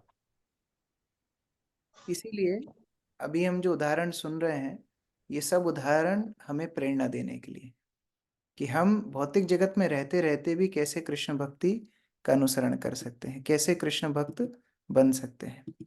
तो ये उदाहरण को हमें स्वीकार करते हुए, हरे कृष्ण, हरे कृष्ण। हाँ, मैं बता रहा था ऐसे बहुत उदाहरण हैं जो भौतिक संसार में रहते रहते उन्होंने कृष्ण भक्ति, कृष्ण प्रेम प्राप्त किए हैं। ये आचार्यों के दृष्टांत से वो प्रेरणा हमारे जीवन में आनी चाहिए। हम तो बहुत माया में पड़े हुए हैं, ये तो सत्य है, लेकिन कम से कम अगर प्रेरणा आ जाए, इच्छा आ जाए कृष्ण भक्ति करने की, तो भगवान तुरंत हमको उस तरफ अग्रसर कर देंगे। रामानुज कृष्ण प्रभु। हरे कृष्णा प्रभु जी, दंडवत प्रणाम।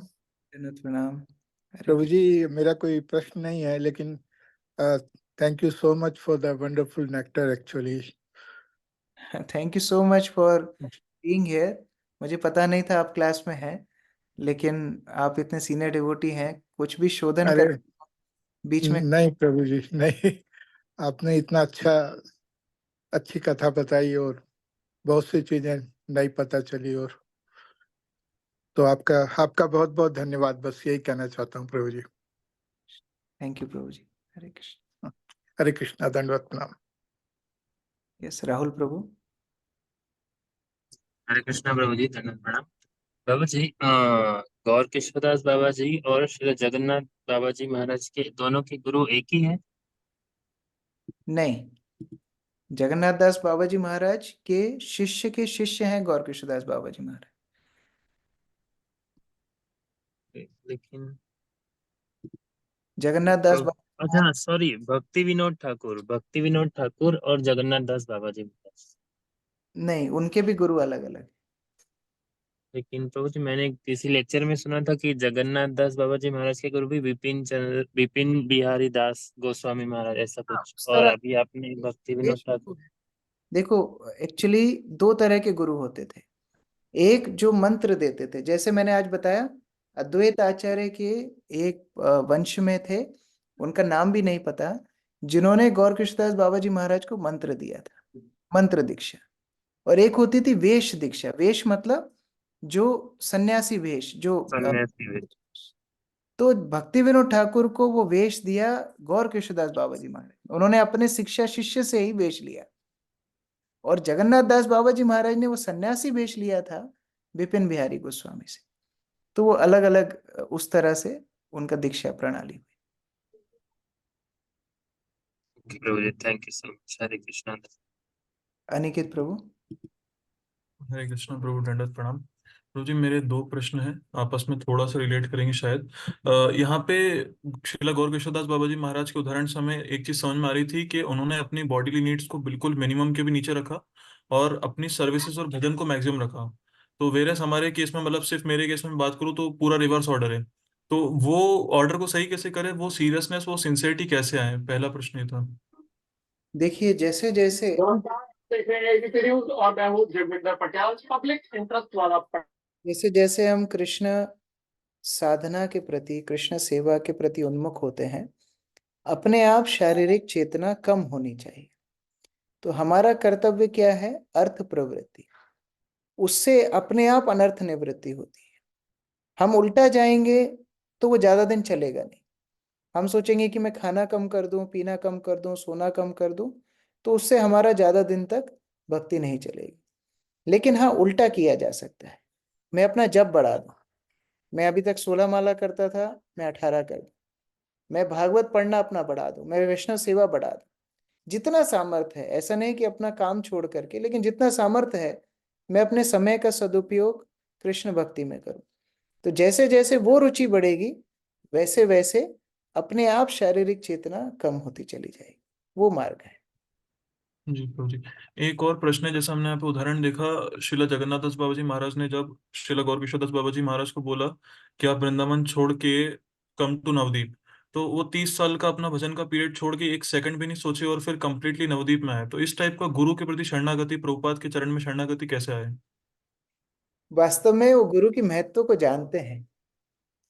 गुरु ही हैं जो धाम को प्रदर्शित करते हैं। गुरु हैं जो भगवत धाम लेके जाते हैं।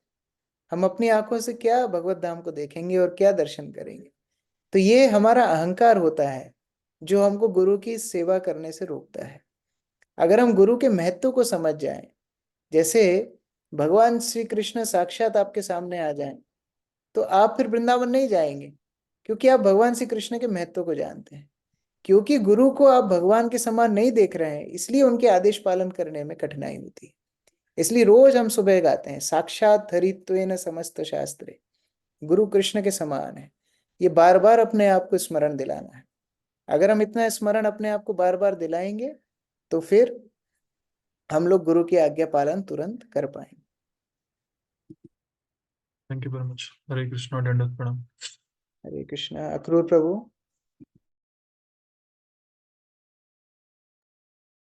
हरे कृष्णा प्रभु, दंडवत प्रणाम। प्रभु जी, सभी भक्त लोग इतने अच्छे अच्छे प्रश्न करते हैं और आप उनके जवाब देते हैं। प्रभु जी, मुझे प्रश्न उत्पन्न नहीं होता है और थोड़ा संशय रहता है। प्रभु जी, प्रश्न नहीं आता। मुझे लगता है जैसे आपने जो बोला या जो पढ़ता हूँ वो सही है बस, और वही अपने जीवन में अनुसरण। प्रभु जी, इसमें हमारी भक्ति की कमी तो नहीं है? श्रील प्रभुपाद ने अपने गुरु महाराज से कोई प्रश्न नहीं पूछा। श्रील प्रभुपाद ने केवल एक ही प्रश्न पूछा how can I serve you, मैं आपकी सेवा कैसे करूं। तो जरूरी नहीं है प्रश्न पूछना ही है। हाँ, हमारे गुरु महाराज एक बार प्रश्न पूछ रहे थे शिल प्रभुपाद से, तो उन्होंने क्या प्रश्न पूछा था मैं भूल रहा हूँ, लेकिन वो प्रश्न प्रभुपाद को अच्छा नहीं लगा। तो प्रभुपाद ने उनको व्यंग्यात्मक रूप से बोला कि क्या प्रश्न तुमने पूछा है, अगर मेरी पत्नी होती तो मैं ये करता। ये क्या प्रश्न है, ऐसा प्रश्न नहीं पूछना चाहिए। केवल दिखाने के लिए प्रश्न नहीं पूछना चाहिए, वास्तविक प्रश्न पूछना चाहिए। तो उसी तरह अगर वास्तव में जिज्ञासा आती है तो पूछना चाहिए, और अगर जिज्ञासा नहीं आती है तो कोई बात नहीं, श्रवण करके उसको अपने जीवन में अपनाना चाहिए। बसंत प्रभु। हरे कृष्णा प्रभु जी, धन्यवाद प्रणाम प्रभु जी। ये हिजगिरी संकर्षण प्रभु जी के प्रश्न में जो आपने उत्तर दिए थे कि समर्पण को हमें देखना चाहिए ये आचार्यों से, तो मैं ये देख रहा हूँ कि मतलब मैं समर्पण कैसे करूँ, क्या क्या क्योंकि हमारी स्थिति तो बहुत गंभीर है, तो कैसे समर्पण करें, क्या क्या करें। हरे कृष्ण। समर्पण मतलब जो साधन भक्ति के हमने वचन लिए हैं, बस उन्हीं को पालन करना, ये समर्पण है। समर्पण मतलब हमारे जप के प्रति हमने जो नियम लिए हैं, हमारे नियमों 4 नियम के प्रति जो हमारा संकल्प है, जो इस्कॉन में रह करके सत्संग करने का हमारा प्रण है, इसको पालन करना, यही शरणागति। प्रभुपाद बोलते थे शरणागति मतलब आदेश का पालन करना, ये शरणागति। तो हो सकता है हम अलग अलग वर्णों में हो, अलग अलग आश्रमों में हो, अलग अलग शहरों में हो, अलग अलग परिस्थितियों में हो, उससे शरणागति का माप नहीं है। शरणागति मतलब जो आदेश हमको मिले हैं हम उसका पालन कर रहे हैं कि नहीं, बस वही शरणागति। यामिनी माता जी, वेदांत प्रभु। हरे कृष्ण प्रभु जी, धन्यवाद प्रणाम। प्रभु जी, अद्वैत आचार्य और गौड़ीय आचार्य दोनों सेम है या डिफरेंट है? अद्वैत आचार्य मतलब अद्वैत आचार्य हमारी परंपरा में ही है। अद्वैत आचार्य श्री अद्वैत गदाधर श्रीवासादि गौर भक्त वृंद, तो अद्वैत आचार्य के वंशज थे, और उन वंशजों में कुछ प्रमाणित थे, कुछ प्रमाणित नहीं थे। तो जो प्रमाणित हैं उनको गौड़ीय गिना जाता है, जो प्रमाणित नहीं है उनको गौड़ीय नहीं गिना जाता है। तो कुछ ऐसे वंशज थे अद्वैत आचार्य के जो अभी भी प्रचार कर रहे हैं, लेकिन अधिकांश प्रचार करना बंद कर दिए, वो अपने पद से च्युत हो गए। तो इसलिए उनकी गिनती फिर गौड़ियों में नहीं होती। ठीक है, पायल माता जी। हरे कृष्णा प्रभु जी, दंडवत प्रणाम प्रभु जी। जैसे अभी आपने कहा कि हम जो गुरु परंपरा में हम जो सुन रहे हैं उनकी शिक्षाओं को हम नोट कर सकते हैं। तो प्रभु जी, जैसे हम जो हमारे पूर्ववर्ती आचार्यों ने गुरु की शिक्षा को दृढ़ता पूर्वक उसे माना, उसे ही हमें जो है उसी तरह हमें भी हमारे गुरु की जो सेवा है वो करनी चाहिए, या हमें वो भी अनुकरण में आएगा? नहीं, जो आदेश हमको गुरु ने हमारे लिए दिए हैं उनका अनुसरण करना चाहिए। वो कॉपी नहीं, जो हमें आदेश दिए हैं वो करना चाहिए।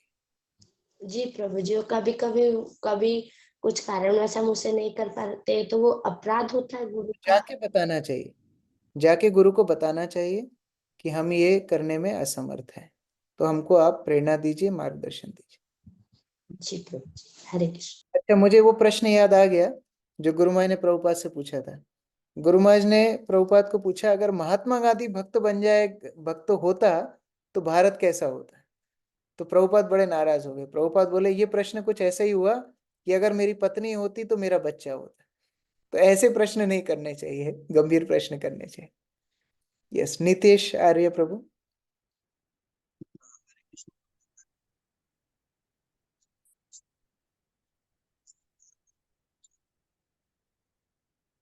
ठीक है, प्रफुल्ल प्रभु।